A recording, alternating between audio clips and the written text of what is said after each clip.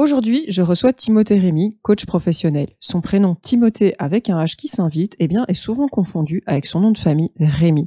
Une petite touche créative héritée d'une erreur à la commune et qui colle bien à sa personnalité. Mais Timothée, c'est pas juste un coach au prénom original, c'est aussi la voix de Donne le rythme, le podcast où il donne la parole à des entrepreneurs belges qui construisent leur business pour de vrai. Son truc, clarifier, décider, avancer, même à petits pas. Prendre quoi noter parce que dans cet épisode, tu vas voir à quoi ressemble un podcast qui tient dans la durée et ce que ça change pour ton business, combien ça coûte de le lancer et à quel moment ça commence à payer, la force du questionnement pour sortir du flou, prioriser et poser la première action quand la perfection te paralyse, et se lancer comme indépendante en Belgique, les bons réflexes administratifs, l'ordre des démarches, les erreurs à éviter et comment son starter pack peut te faire gagner du temps dès le départ. Bonjour Timothée, bienvenue sur Brand Makers. Je suis ravie de te recevoir aujourd'hui pour parler coaching et podcast. Ma première question, c'est qu'est-ce qui t'a poussé à lancer justement ce podcast Donne le rythme? Ok, j'en consomme des podcasts depuis, je pense, 2018-2019. Et je crois que l'idée est née dans ma tête déjà il y a un petit temps, mais je savais vraiment pas sur quel sujet. Et puis, ma carrière a pris un tournant il y a 4 ans. Je me suis lancé dans le coaching. Coaching tourné aussi autour de l'orientation professionnelle et puis de l'entrepreneuriat. Mhm. Et j'écoutais pas mal de podcasts sur l'entrepreneuriat, mais type, enfin, produits en France ou aux États-Unis, et je voyais pas vraiment de podcasts sur ce sujet-là en Belgique. En Et donc, Belgique, j'ai un ok. petit peu combiné mon élan professionnel du moment, qui est toujours celui-là maintenant, et mon envie de créer un podcast, et je me suis lancé, et donc j'ai fait un podcast sur l'entrepreneuriat belge. Et tu sais quoi avant de te lancer comme coach?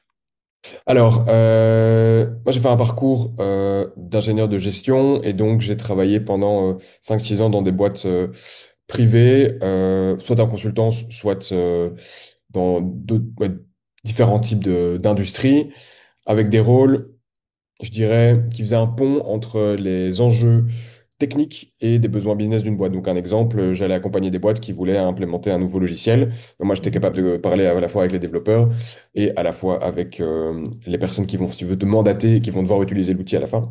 Donc voilà, je gérais ça. J'ai eu une formation aussi pendant les 5 années où j'ai bossé dans une boîte privée, où je me suis formé aussi un petit peu en programmation orientée analyse de données. Et donc, j'avais une Mhm. casquette un peu plus technique aussi, une casquette business et de management.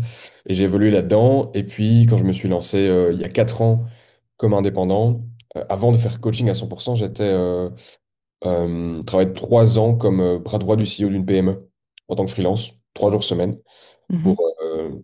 déjà découvrir ce monde de l'indépendance et du freelancing. Parce que j'ai longtemps cru que c'était le contenu de mes boulots qui me plaisait pas. Et puis, D'accord. quand j'ai eu un peu le déclic, je me suis dit, en fait, j'allais arrêter ça. C'était un peu une phase à vide il y a 4 ans.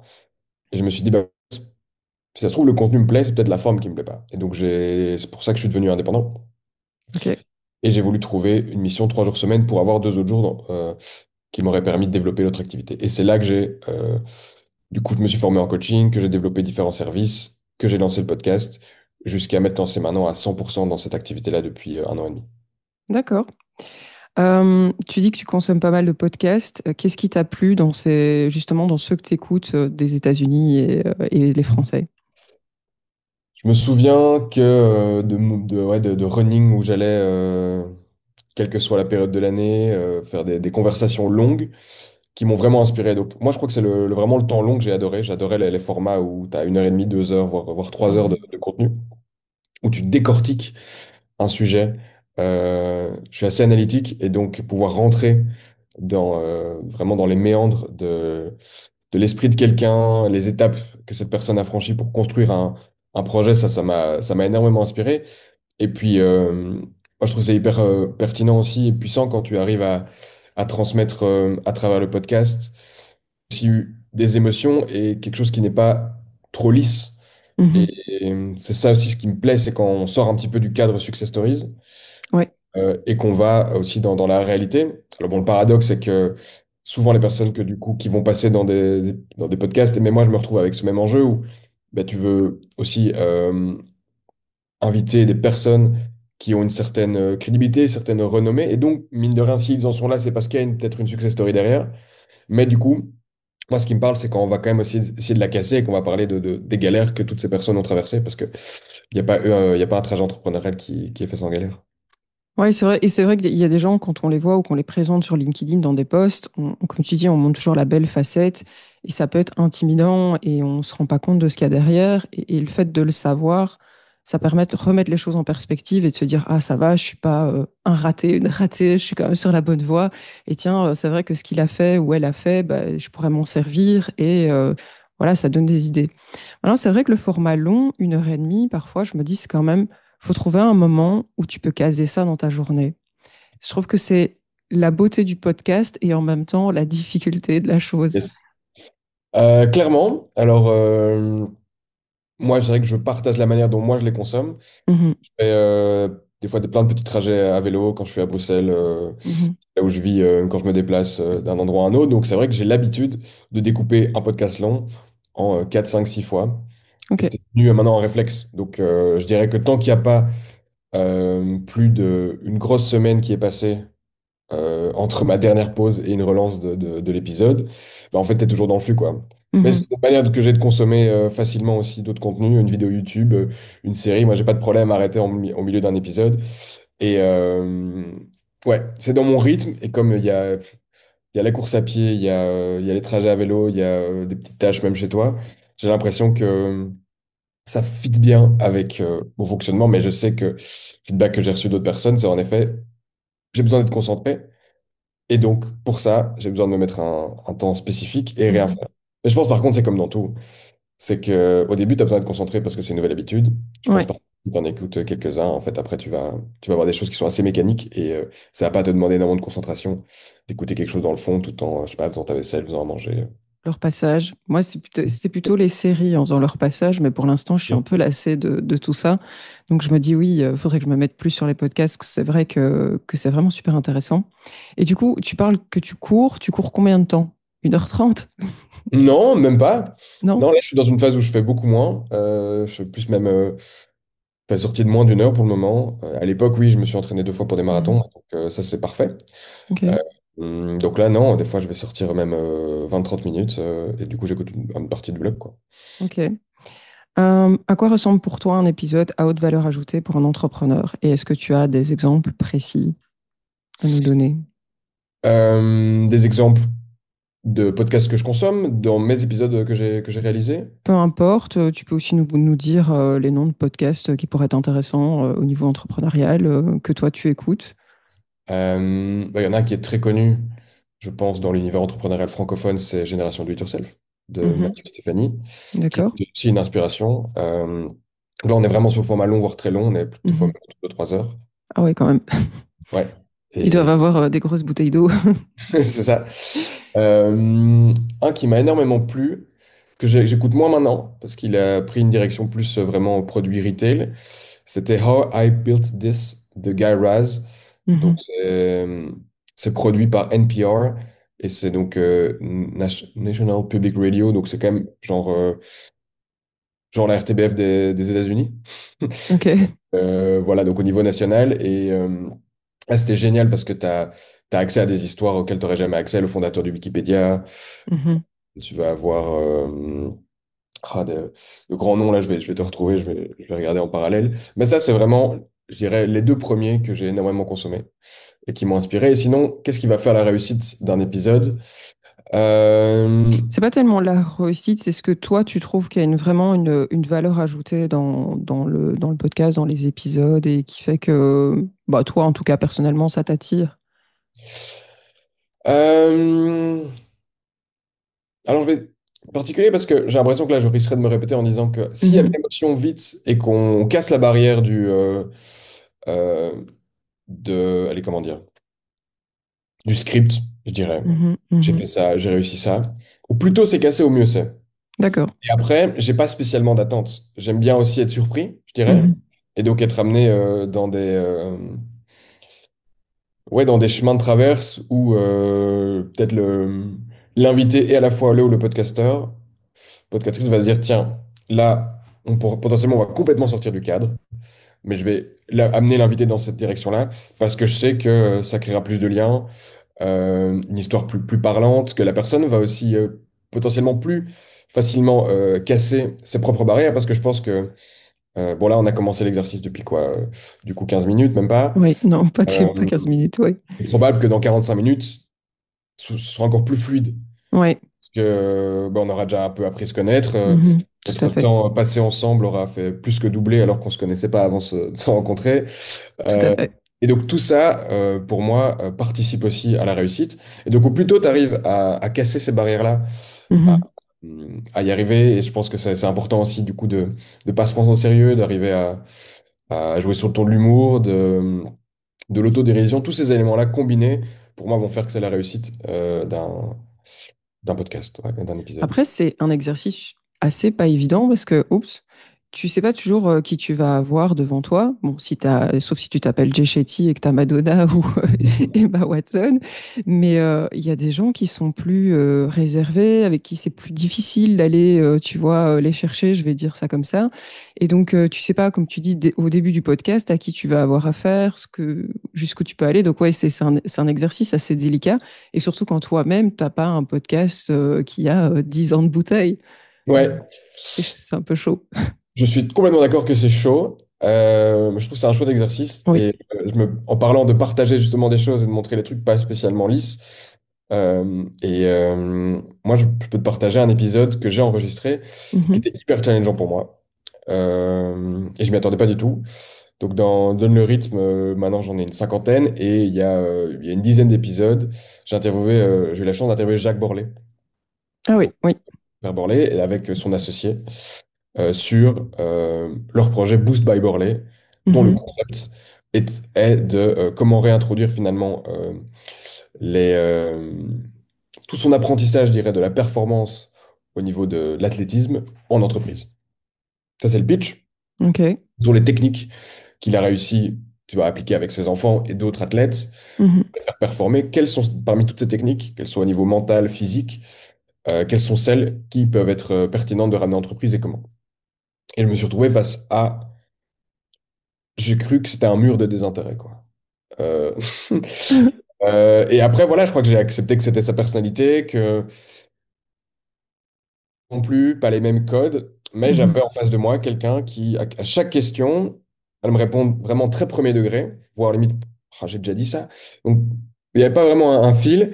Elle allait s'avancer vers le micro, me répondre à sa question, et puis après, elle allait reculer et vraiment limite regarder le plafond en attendant que son associé parle.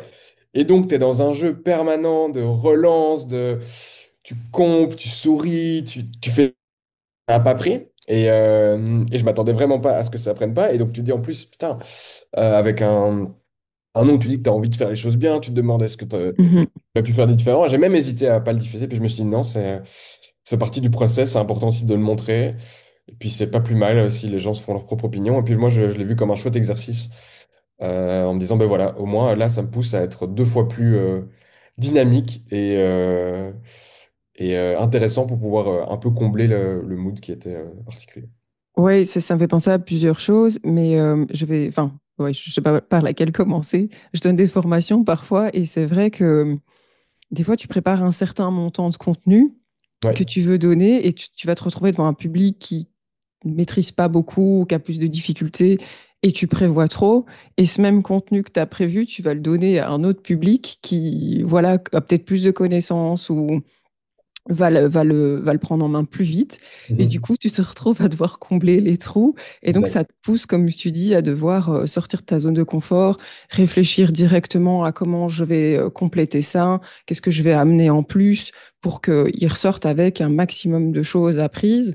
Et oui, ça t'oblige à, comment dire, à être créatif et à faire appel à toutes tes ressources internes. Donc, oui, c'est vrai que c'est stressant, mais c'est intéressant. Et Yes. alors, l'autre chose sur laquelle je voulais rebondir, c'est, mais tu as eu un contact direct avec Monsieur Borlé ou pas du tout? J'ai eu un Comment? contact direct, Ouais. oui, lors on va dire, le processus de prise de contact, mais donc Ouais. c'est une intro. Il y a énormément, la majorité de mes invités, c'est via une introduction. Euh, Ok. donc, c'est Mais vrai il que a. Vas-y, pardon, ouais. pardon. Mais il a répondu comment? Parce que, enfin, je veux dire, moi, quand j'invite des gens, enfin, c'est comme toi. Mais il y a des gens, tu sens, qui sont déjà hyper motivés. Tu vois, il y a de la chaleur qui s'exprime par le mail. Enfin, c'est pas un truc tout froid. Non, mais après, je pense que peut-être que j'ai trop grossi le trait. C'était pas Mhm, je veux dire, dans tous les contacts, c'était pas une grande froideur, mais par mail, il y a finalement eu peu d'échanges. C'était mhm, son associé qui me répondait, parce qu'ils mhm, étaient à deux, et celle qui est plus, qui était plus réactive, je dirais. mhm. Et à un moment, on a juste fixé une date, il a dit go, et il est venu au rendez-vous, tu vois. Après, il est peut-être pas à l'aise avec les. Je sais pas s'il fait beaucoup de podcasts, etc. Je pense que à l'inverse de nous deux, lui, il a eu quand même beaucoup de médiatisation, et donc je pense que lui, il a été bien plus médiatisé que nous deux. Mais après, je veux pas non plus le jeter sur le bus. C'était pour moi un exercice plus challengeant parce que Mhm. j'ai pas eu un intervenante habituelle, je dirais, en termes d'implication. Après, je pense que pour lui, c'était une journée comme une autre et une Oui, interview comme une autre, quoi. Donc, il a sûrement pas eu le même. Euh, oui, c'est peut-être sa personnalité. Et au fond, il est peut-être comme ça. Enfin, il y a des gens qui sont pas. Ils sont straight to the point, tu vois. Il faut et qu'ils aient. pas de fioritures et voilà. Ouais, tu disais tantôt, toi, tu décortiques beaucoup de trucs, moi aussi parfois, et enfin voilà, on a peut-être cette capacité à combler que d'autres. Bon, bah voilà quoi. Ouais. Euh, Tu parlais de coaching tout à l'heure. À quel moment on vient voir un coach professionnel et est-ce qu'il y a un bon moment d'ailleurs? Parce que plus tard, on parlera de ton starter pack. Mais est-ce qu'il y a des gens qui viennent enfin, je suppose qu'il y a des gens qui viennent dès le début, mais est-ce qu'il y a des gens qui viennent et ils sont déjà lancés depuis un moment et ils viennent te voir? Ouais. Je vais expliquer ce que j'entends moi par le coaching. Mhm. C'est plus simple parce que le coaching, c'est vraiment un mot Vaste. très vaste. Il y a des coachings, il y a des coachs sportifs, il y a des coachs Mm. agiles en entreprise, il y a des coachs en prise de parole, t'as tout. Donc, moi, ici, quand je fais référence à ce qu'on pourrait appeler du coaching mental, Mhm. donc je vais décrire cette posture de manière théorique et pure, et après, moi, comment je me l'approprie. Donc, le coaching, théoriquement, l'idée, c'est que tu vas accompagner une personne sur n'importe quel sujet, ça fait que moi, j'ai choisi le professionnel, Mhm. à atteindre son objectif. Tu vas l'aider à formuler cet objectif. Donc, dans mon cadre, ça va être des objectifs du style, par exemple, une personne qui veut travailler sur sa capacité à déléguer, par exemple, un dirigeant ou une dirigeante qui veut arriver à plus déléguer, une personne qui veut apprendre à dire non. Un objectif plus global, pardon, j'ai envie d'évoluer plus sereinement dans mon boulot. Un objectif peut être, j'aimerais réaliser une transition professionnelle, que ce soit, et je ne sais pas encore quelle sera l'issue, est-ce que ce sera une formation, est-ce que ce sera changement de boulot, ça peut être un coaching sur un enjeu très précis, je dois prendre une décision, là on m'a proposé un job, est-ce que je dis oui, je dis non. Mhm.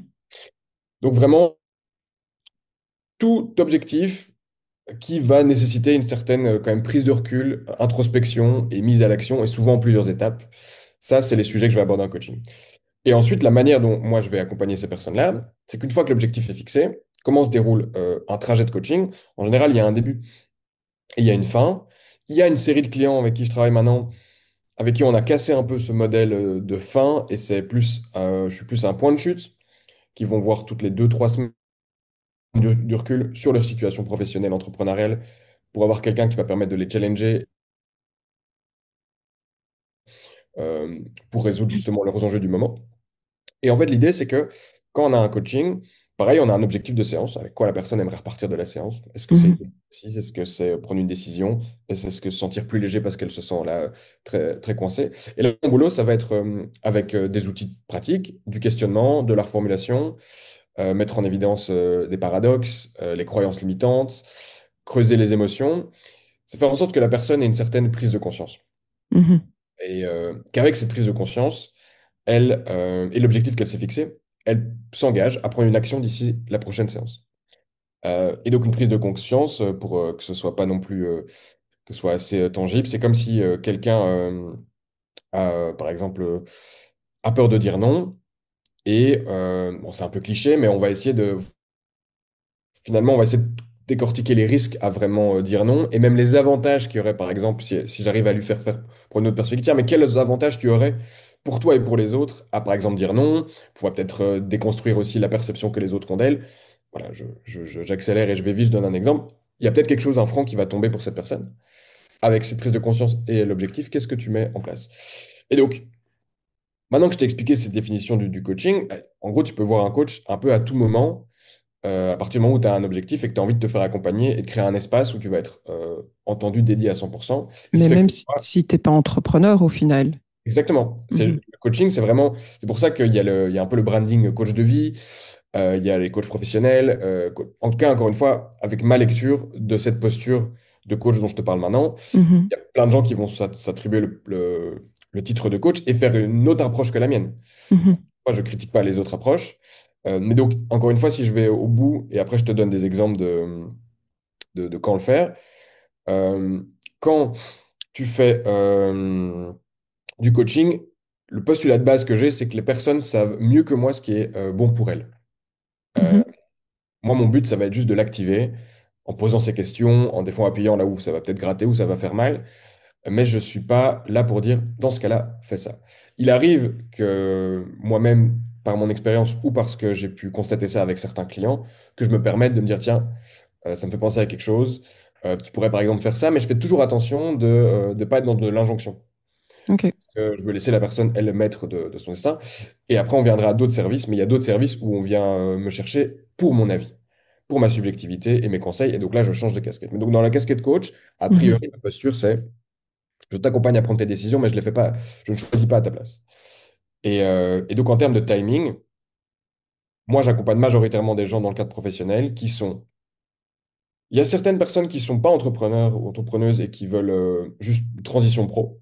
Mhm. Ça arrive souvent. Et sinon, la majorité des personnes que j'accompagne, c'est soit des entrepreneurs, entrepreneuses déjà en activité, des indépendants en activité, solo, dirigeants d'entreprise, euh, qui veulent être accompagnés dans leur prochaine étape, ou des personnes qui veulent devenir indépendantes et qui ont envie un peu d'un sparring partner pour les accompagner. Ok. C'est quoi la plus grosse difficulté chez les entrepreneurs qui viennent te voir? Déléguer? Ah C'est- non, je Non, c'est pas le plus dur? pense pas que c'est délégué, non. Euh, non, ça retourne souvent autour de la sérénité, en fait. De la Ok. manière dont tu vis le chemin. Pardon? De la manière dont tu vis le chemin, je dirais, Ok. entrepreneurial. Euh, C'est vrai que c'est stressant parfois. ouais, je pense que c'est ça qui est globalement, ce qui revient, et ça englobe tellement tout, parce que moi, il y a énormément de débuts de coaching ou quand finalement on fait le point de l'objectif qui sont, en fait, je veux vivre ce chemin de manière plus agréable et plus sereine, quoi. Donc Il y ça, a je des dirais gens, que il y a des gens qui pleurent. il y a des gens qui pleurent en séance, ouais. Euh, Ok. il y a des gens qui pleurent en séance. C'est pas un critère de réussite ou d'échec. Non, je me doute. Non, mais pourquoi je dis ça? Parce que quand j'ai fait ma formation de coaching, il y avait un peu ce côté, ah, si tu arrives à faire pleurer, c'est comme allez, en tout cas, c'est les formateurs nous disaient, ne mesurez pas votre qualité si quelqu'un a réussi à pleurer, à exprimer ses émotions. Par contre, ce que moi je vais chercher dans chaque séance, c'est créer un espace où la personne va pouvoir exprimer ses émotions. Mhm. Et toute l'émotion ne va pas être exprimée par les pleurs. Mhm. Mais je suis attentif à aller creuser une émotion. Donc, par exemple, quand quelqu'un, je vais voir qu'elle change complètement d'énergie, alors qu'on par exemple, va changer de sujet, où il y a une question qui va faire que elle va être soit beaucoup plus joyeuse, ou à la fois, on voit que cette question-là la plombe, ben, j'essaie de me détacher, enfin, d'entendre la réponse verbale, mais ensuite de dire, OK, mais qu'est-ce qui s'est passé là? J'ai Oui. vu que ton énergie a changé, tu t'es renfermé, t'as l'air triste, comment tu te sens? Et du coup, là, après, est-ce que il y a ces moments-là où quand tu vas creuser à ce moment-là, des fois, ça déclenche une Mhm. émotion, mais que ce soit un pleur ou non, mon enjeu, c'est juste que tu puisses s'exprimer. Ah, ta lampe a fini Le, par clignoter. le fantôme de mon studio vient de se manifester. Non, je posais la question pas dans le sens c'est un challenge, faire pleurer les gens. C'est parce qu'en fait, je me dis, on voit quand même beaucoup de gens qui montrent leur réussite. On en parlait au début du podcast, leur success story, etc. Mais on n'entend pas beaucoup de gens qui disent parfois j'ai vraiment craqué, j'ai passé ma journée à pleurer ou j'étais dans un bad mood ou enfin voilà. Et je me demandais si en coaching ils arrivent pour certains facilement à déposer des choses ou si tu vois des craquages complets qu'on n'a pas l'habitude de voir en dehors. Plus voilà. Après, je pense que c'est pas une performance que de faire pleurer les Bon, gens. clairement, c'est pas une performance, donc ça, je pense de toute façon, on l'a clarifié. Bah, tu vas vraiment avoir de tout, hein. Euh, Mhm. Je vais accompagner des personnes qui bah, déjà sont plus émotives de base ou sont dans une Mhm. période plus émotive. Il y a des personnes aussi que j'ai accompagnées post-burnout. Oh, Pas c'est pendant le dur ça. burnout parce que du coup là j'ai pas les compétences parce que Mhm. grande différence aussi pour clarifier avant de t'expliquer du coup ben, quelles émotions déposer. Je me différencie d'un ou d'une psychothérapeute. Un, parce que je suis pas habilité à faire ça, que je me suis pas formé pour ça. Mhm. Moi, principalement, je vais travailler sur le présent et le futur et la mise en action. Tandis qu'un psychothérapeute ou une psychothérapeute, parmi plein d'autres choses, va notamment aussi se focaliser sur ben, les éléments du passé qui vont t'amener à te comporter, comment tu te comportes aujourd'hui. Donc moi, je vais pas creuser ça. Ça, c'est important. Et donc en Ok. burn-out, typiquement, c'est un exemple type. En burn-out, en fait, tu n'as plus les ressources pour continuer à avancer, te mettre en avant. Et donc le concept aussi de faire du coaching, tu vas avoir un coach. Encore une fois, vu que je pars du principe que tu sais mieux que moi et que tu es capable de te mettre en mouvement, je pars Mhm. du principe que tu as les ressources aussi pour y arriver. Et donc, même bon, il y a des personnes qui sortent de burn-out, qui commencent à avoir ces ressources-là, mais qui sont plus émotives et donc qui viennent déposer ça. Donc vraiment, mon enjeu, c'est juste créer un cadre de confiance. C'est 100% confidentiel. Euh, Là, par exemple, je suis excité, j'aime bien parler de ce sujet, donc je parle vite, mais typiquement, je vais calmer aussi ma voix. Je vais Mhm. parler plus lentement. Je vais probablement parler 10% de la séance, 20% max. C'est vraiment un espace où la personne peut s'exprimer. Je fais attention à laisser des silences.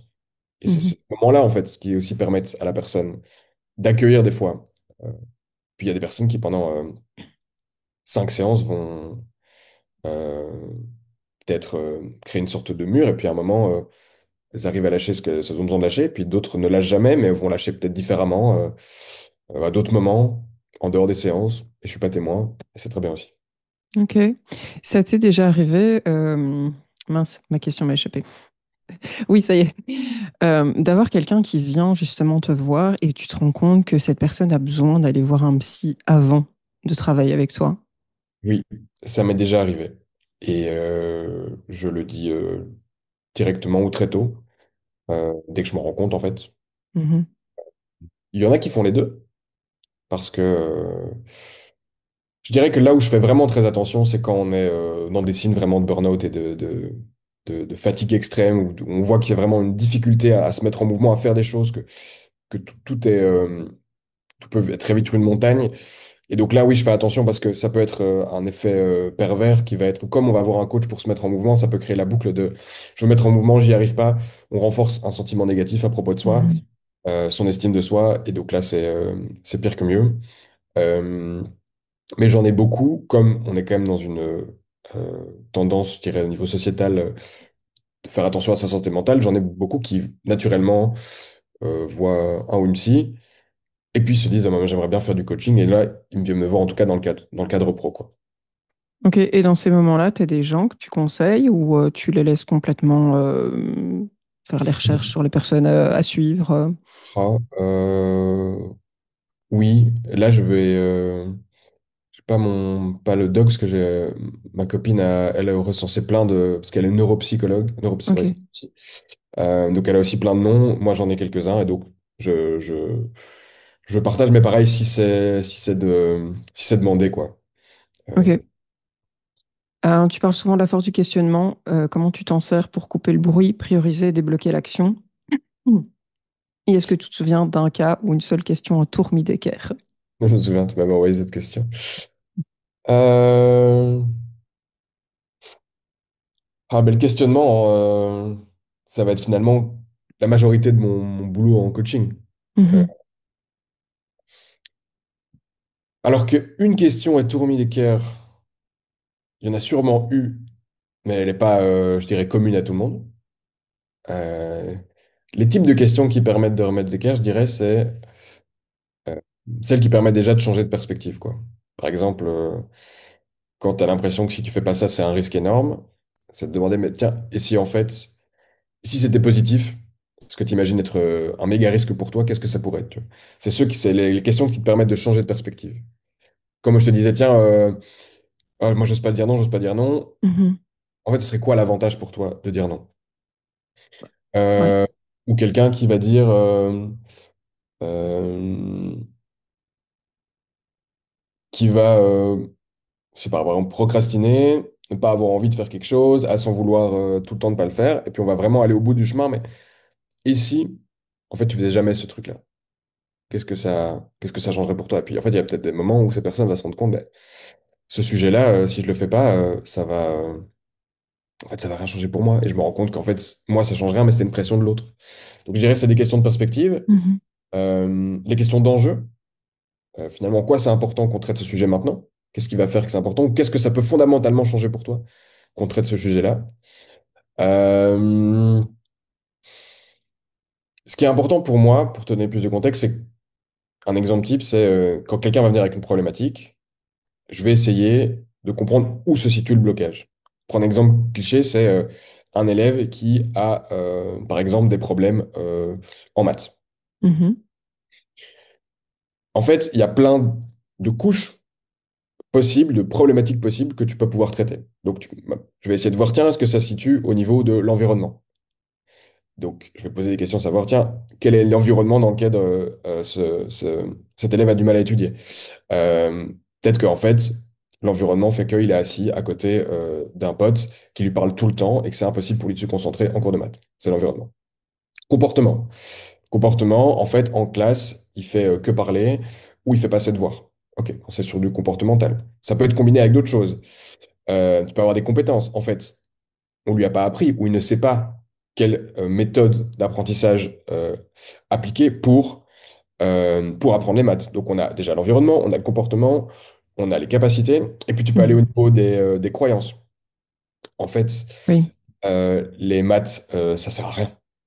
Moi, je vois Oui, ou pas. alors ils ont eu un cours avant, on leur a dit que voilà, ils se sentent pas compétents et ils ont ancré dans leur tête que ils sont nuls et il y a rien à faire en fait, c'est bloqué. Alors ça, c'est encore au-dessus. Ok, Justement, c'est au niveau pardon. identitaire. Non, mais c'est bien que tu Mhm. rebondisses là-dessus parce que, donc, au niveau croyance, tu vas avoir par exemple, bah, les maths, c'est nul parce que elles vont jamais m'aider dans ma vie. J'ai une croyance associée aux maths qu'en fait, c'est pas quelque chose qui va être pertinent. Tu peux Mhm. aussi remonter au niveau des valeurs. Par exemple, imaginons que c'est un gosse qui est un élève qui genre est marrant, qui est un peu populaire, qui associe le fait justement d'être tripant pour ses élèves comme une valeur supérieure. Là, tu vois, le fun, quoi. Faire Mhm. tout le travail, parce qu'il n'a pas envie d'être associé à tu vois, sa valeur travail est beaucoup moins importante que sa valeur fun. Eh bien, pareil, c'est ça qui va faire que il va se dire, bah, les matchs, je passe ça de côté. Et puis, tu as le niveau identitaire, et ça, pour moi, c'est là où il y a les plus grands changements possibles à faire en coaching ou de manière générale dans le développement de quelqu'un. C'est quand tu t'associes, tu dis, je suis nul en maths. Et Mhm. je dirais que c'est pour moi un grand warning, que ce soit en maths ou en fait dans n'importe quel sujet qu'un client va m'amener, c'est quand on dit je suis nul là-dedans, en fait qu'on associe, si tu veux, sa valeur à des comportements. Et moi, ce qui est hyper important pour moi, qui me touche, c'est de dire que on est bien plus que ces comportements, quoi. Mhm. Typiquement, quand on a ce sujet-là, c'est un enjeu assez important qui va prendre j'imagine, plusieurs étapes, plusieurs séances potentiellement pour transférer cette croyance au niveau de l'identité et d'essayer de la remettre à un niveau où cette personne arrive à justement casser ça et trouver on va dire, les ressources pour réussir ses examens de maths. Ok. Mais c'est vrai qu'en formation, des fois, j'ai le cas et ce que moi, en tout cas, j'essaie de faire parce que j'ai pas forcément les gens pendant plusieurs séances, c'est de les accompagner, ça dépend de la thématique. Et au début, de faire avec la personne, vraiment l'accompagner et lui dire, t'inquiète, on va le faire ensemble, ça va aller. Et puis, petit à petit, tu la lâches et tu la laisses se confronter à la problématique creusée. Et puis, tu vois qu'ils évoluent, en fait, sur le temps où tu es avec eux. Et à la fin, c'est de les féliciter parce que c'est vrai que tu vois quand même, bon, ils n'ont pas révolutionné la matière, mais tu vois qu'il y a quand même une meilleure indépendance face à celle-ci. Mhm. Et enfin, moi, je leur dis, et c'est vrai qu'ils sont contents, et je me dis que peut-être, j'en sais rien, hein, ça participe à déconstruire justement bah, cette fausse idée qu'ils sont pas capables et qu'ils sont nuls. Enfin, voilà. Après, c'est Clairement. Non, mais je crois des que là, choses. finalement, tu mets en évidence tu mets en pratique, je crois, des notions théoriques qui sont le passage à l'action, Mhm. la reconnaissance, euh, Mhm. et tous ces éléments-là, en fait, chaque fois, ça va travailler sur ta confiance en toi. Mhm. Et tu vas avoir une expérience en plus que tu vas pouvoir mettre dans ton panier en disant, bah, en fait, quand j'ai fait ça, ça a fonctionné. Mhm. j'ai une reconnaissance d'autrui et donc ça augmente ma confiance en moi sur ce sujet spécifique. Mhm. Hyper important aussi de le lier à la confiance, c'est hyper contextuel la confiance en soi. Mhm. Ça semble évident quand je vais le dire, mais tu peux avoir confiance en toi pour jouer au foot, mais pas au tennis par exemple. Et Ouais, donc c'est aussi hyper important de déconstruire les amalgames que tu peux entendre aussi en séance quand on va par exemple, se considérer nul globalement. En fait, il y a des sujets peut-être sur lesquels on est moins bon, mais globalement en tant que personne, on a de la valeur quoi. tout à fait. Tout Est-ce à que les fait. exemples que je te donne au niveau du coaching sont assez clairs? Moi, ça me paraît, oui. Ok, Des très fois, bien. je sais pas forcément comment rebondir dessus, mais oui, oui, tout à fait. Ça me paraît. Mais moi, c'est plus le côté fort. Enfin, moi, je fais le lien avec le côté où quand moi, je donne formation, tu vois. Et voilà. Mais non, c'est intéressant. Mais je processe aussi ce que tu dis parce qu'il y a des choses que j'avais pas vues sous cet angle. Et du coup, ça, voilà. C'est peut-être pour ça que ça fait un peu bug. Euh, Tu dis que tu es un grand fan des petits pas. Ouais. C'est quoi leur avantage? Et encore une fois, est-ce que tu as un exemple à partager où ça a changé la donne? Ouais. Bon, ce que j'entends par petits pas, c'est vraiment découper une grosse montagne en plein de petites étapes. Un Euh, éléphant se mange une bouchée à la fois. c'est ça. Et bah, ça rejoint plusieurs éléments qu'on a dit. Je pense que découper en petits bouts, déjà, souvent l'angoisse, elle peut paralyser. Et Mhm, elle est nourrie par l'inaction. Donc, quand tu es inactif, tu as toute ton énergie qui est disponible pour ressentir et penser. Et donc, tu peux être dans des cercles qui vont vraiment amplifier négativement aussi, justement, comment tu te sens, cette angoisse-là. Donc, il y a une vertu vraiment liée au passage à l'action. Et souvent, le passage à l'action, c'est là que tu te retrouves avec chaque personne va avoir ses blocages. Il y a des personnes qui vont avoir des croyances que non, mais en fait, si je bosse pas par bloc de 3 4 heures, ça n'aura pas d'impact. Ça sert à rien mhm, que je bosse 5 minutes dessus. Il y en a qui vont en fait avoir peur de se lancer parce qu'elle a peur de l'échec. Donc après, encore une fois, tu vois bien que pour aller au petit pas, chacun va avoir ses blocages et à moi de questionner pour qu'elle trouve son chemin. mhm, Mais l'idée, in fine, c'est qu'il y ait des premières mises à l'action, qu'il y ait un changement de perspective, que même une petite chose peut avoir un impact. C'est aussi de voir comment on peut la rendre fun. Euh, un exemple, pour moi, je vais reprendre vraiment la personnelle, le podcast. Là, j'ai la chance que ça fait 2 ans maintenant qu'il existe. Quand je l'ai lancé, je me suis dit, j'ai l'intention, enfin, mon énergie, c'était j'aimerais qu'il dure sur le long terme, mais ça sert à rien que je me projette dans ce qu'il y aura dans 2 ans trop. Là, maintenant, il faut que je fasse. Donc, je me suis dit d'abord, en fait, enregistre un épisode. mhm, J'ai juste créé, j'ai loué, j'ai enregistré, c'était cool, et j'ai rien réenregistré pendant 4 mois après. Parce que j'avais fait mon propre test, j'étais content, mon premier épisode, c'était un de mes meilleurs potes d'enfance qui est devenu artiste électro, et donc voilà, je me suis dit, ok, je fais le premier. Puis, entre-temps, j'ai réfléchi au concept, je me suis dit, ok, là, je pense que je me sens toujours d'attaque, je me dis, bon, bah, je vais lancer la machine, et j'en ai enregistré, je me souviens, le 2 en septembre, en me disant, mais j'espère pouvoir lancer le podcast en, en novembre. Et puis à la fin des deux, j'étais là, ok, bah en fait, je kiffe, je sens que moi j'ai un peu pris un pli. Et donc, voilà, et encore même ça, je l'ai découpé en plein de petits bouts. Un premier épisode, je me suis dit, ok, je vais faire mon template, par exemple, de questions.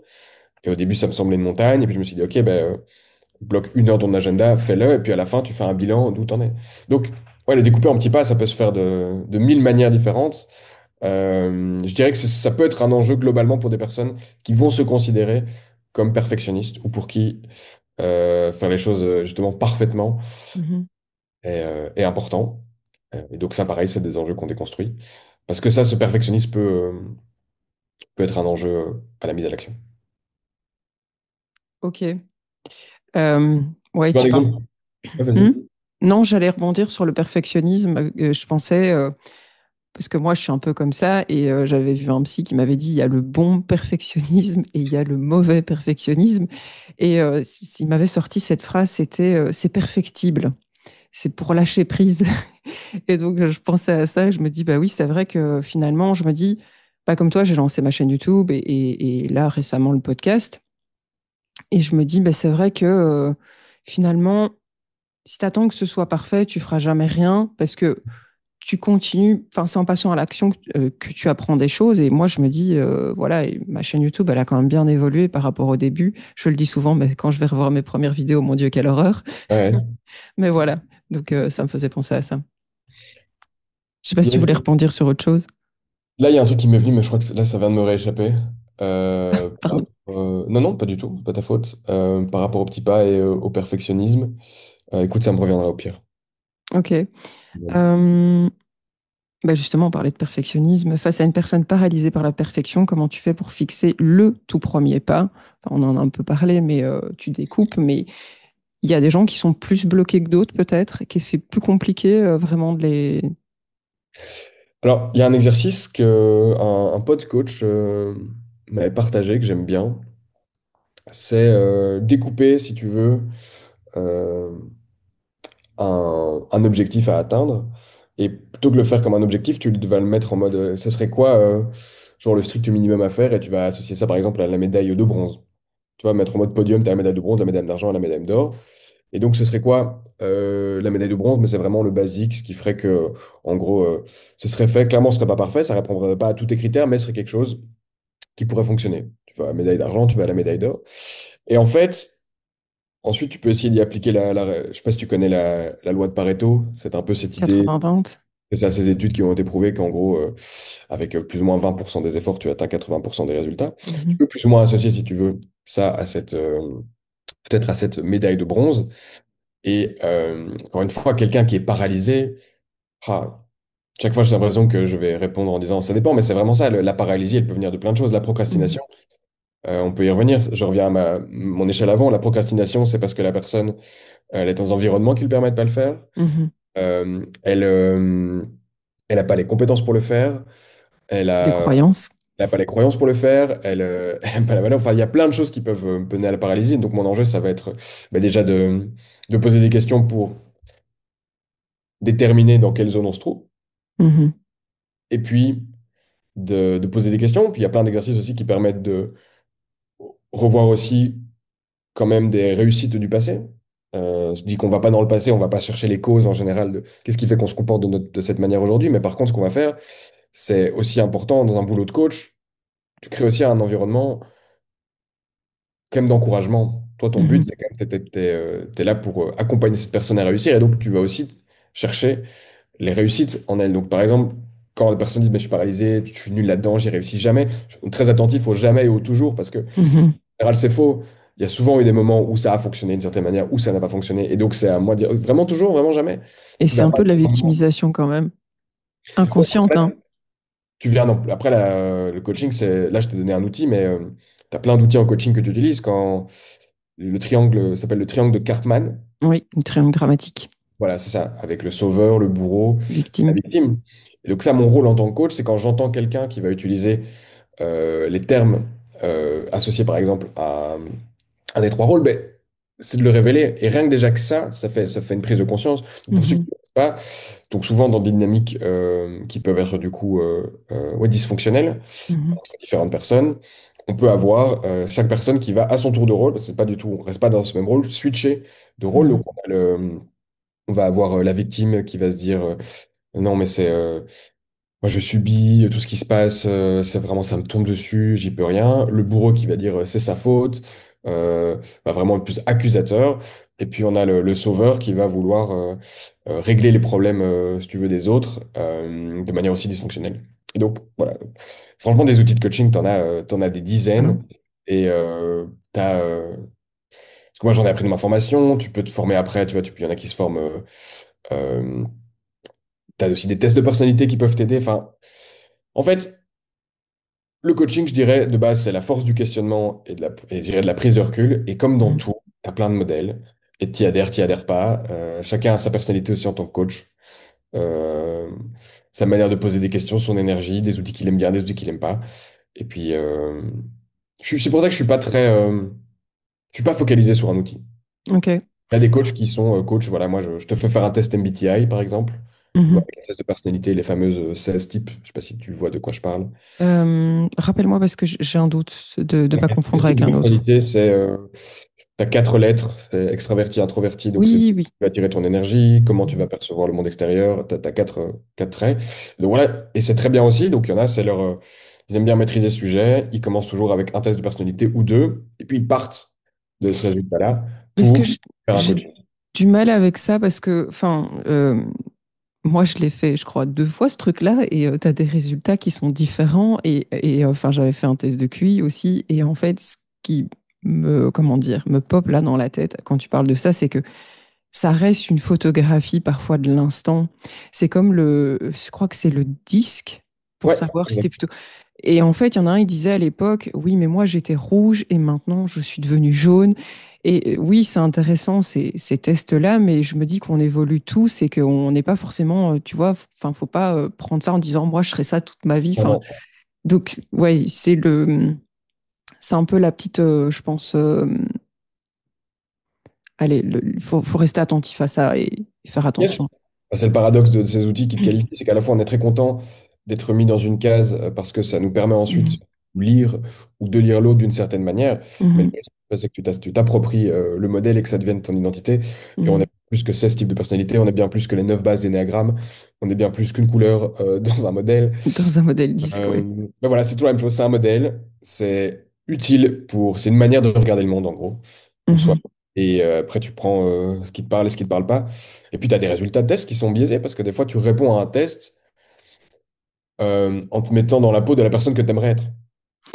Oui, ça dépend, comme tu parlais tout à l'heure, tu vois, j'ai retenu, ça dépend aussi de l'environnement dans lequel tu es, comment toi tu te sens à ce moment-là, etc. Et en fait, il y a un tas de trucs qui influencent que, voilà, pour moi, ça reste une piste, c'est intéressant, mais enfin, voilà, après, c'est mon point de vue, mais c'est pas un truc dans lequel il faut rester bloqué. Enfin, Non, voilà. ça, c'est pour tous les outils pour moi. Et ce que je trouvais intéressant tout à l'heure, c'était ta médaille de bronze, argent et or, parce que ça, j'aime bien, c'est le côté tu te récompenses en fait. Et ça, c'est satisfaisant. Et il y avait un coach qui parlait de ça. Je sais pas si tu connais Franck Nicolas, mais ça, c'est un autre type de coach. Il disait en fait, quand tu réussis quelque chose, se féliciter et se donner des Ouais. petites récompenses. Et ça doit pas être la récompense en mode je pars à Ibiza ou en Thaïlande, hein. C'est des petites récompenses parce que sinon, t'es fauché à la fin sur ton business. Mais je trouvais ça intéressant. Et enfin, voilà. Là, ce que tu dis, c'est clé et c'est surtout donc un coaching comme j'expliquais comment je le produis. Donc tu fixes un objectif, tu vas questionner la réalité de la personne, Mhm. une prise de conscience, tu vas ensuite évaluer avec elle les options qu'elle peut mettre en place pour justement atteindre cet objectif qu'elle s'est fixé. Et puis l'idée c'est que dans le modèle théorique, elle s'engage à faire quelque chose. Mhm. Mon boulot dans cette dernière partie, ça va être de comment elle peut faire quelque chose qui lui procure un certain plaisir. Parce que souvent, on veut bouger une situation, on sent que c'est compliqué, donc il y a un inconfort. C'est aussi le jeu aussi du coaching, c'est que tout ne va pas être confortable au coaching, surtout que ben, je vais appuyer à certains endroits qui grattent. Mais l'idée, c'est quand même que tu crées un renforcement positif. Et donc, tout mon enjeu dans la partie où j'aide la personne à fixer, par exemple, une tâche ou quelque chose à faire, c'est de voir avec elle qu'est-ce qu'elle peut faire pour que ce moment soit chouette. Ça peut être con, Mhm. mais elle va dire, tiens, des fois, oui, ben, ok, d'ici la prochaine séance, j'invente, hein. Personne qui est en transition, qui se dit qu'à la fin, on a défini durant la séance trois secteurs dont elle s'est rendue compte ok, qu'elle aimerait bien creuser. Elle dit, OK, je vais faire des recherches sur ce secteur, très basique. Moi, mon boulot, ben, c'est plutôt que de m'arrêter là. C'est OK, mais quel cadre, quel environnement tu pourrais créer pour que cette recherche soit cool? Est-ce que, il y a quelqu'un avec qui tu pourrais le faire?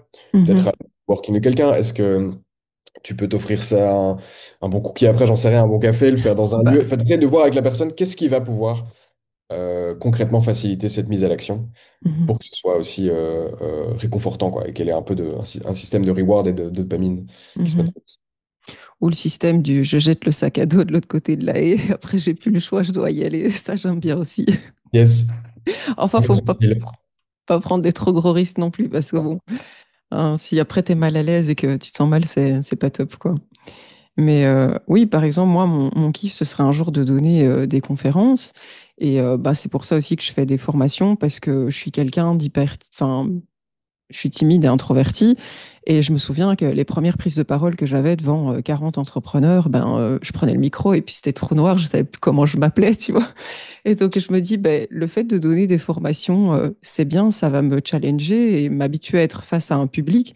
Et c'est vrai Mhm. qu'à force, finalement, que tu sois devant 5 élèves ou 20, 80, ça change plus rien. Non. Je suis d'accord On avec t'est toi. habitué. Et un truc que tu as dit tantôt, c'est j'ai fait mon premier épisode de podcast et puis j'ai plus rien fait pendant 4 mois. Ça m'a fait tiquer parce que je me dis, ça, c'est vraiment dur parce que quand tu as enfin passé le pas et que tu t'y es mis, je vais dire, c'est comme quand tu commences un exercice, tu t'échauffes, Mhm. bah, t'es chaud en fait, donc ça va. Mais quand tu fais un arrêt pendant 4 mois et que tu dois reprendre, là, je trouve que c'est comme si tu devais pas tout recommencer, mais presque au début. Ok, je comprends ce que tu veux dire. Donc je Euh, me dis, ça n'a pas dû être facile peut-être pour toi, j'en sais rien. alors, c'est de me reprojeter dans ce moment-là. Je, j'ai, je suis assez discipliné Mhm, et quand même assez déterminé. Et donc, après le test et que je m'étais approprié, que j'avais adapté mon agenda, je m'étais dit, OK, là, je prends cette décision-là, que je vais tester. Donc, j'ai pas un souvenir que la remise était particulièrement compliquée, ok. parce que j'ai l'impression que, encore une fois, ben, avec le recul, c'est facile de dire, mais c'était, à un moment T, la plus dure, c'était de booker mon premier enregistrement, de préparer, de le faire. Puis à un autre moment, c'était, waouh, comment en fait maintenant je vais, de manière systématique, enregistrer avec quelqu'un toutes les 2 semaines pour en sortir un toutes les 2 semaines. C'était l'autre challenge. Euh, Mhm. comment je vais avoir, comment les gens vont me dire oui. Enfin, j'ai d'autres challenges qui sont venus, donc je dirais pas que c'était la reprise qui était La plus dure. compliquée à ce moment-là, non. Ok. Est-ce que ton podcast a changé quelque chose pour toi dans ton business? Ouais, 100%. Ouais. Euh, donc, qu'est-ce qui m'a motivé à le faire? Donc, si on revient à ce que je t'avais dit au début, j'en Mhm, consommais. Et mhm, ce que j'ai pas dit, c'est que j'ai un intérêt vraiment profond pour ce que les gens ont à partager, d'où mon métier de coach. mhm, Et je trouve que le format podcast, du coup, est un bon moyen également de cultiver ça.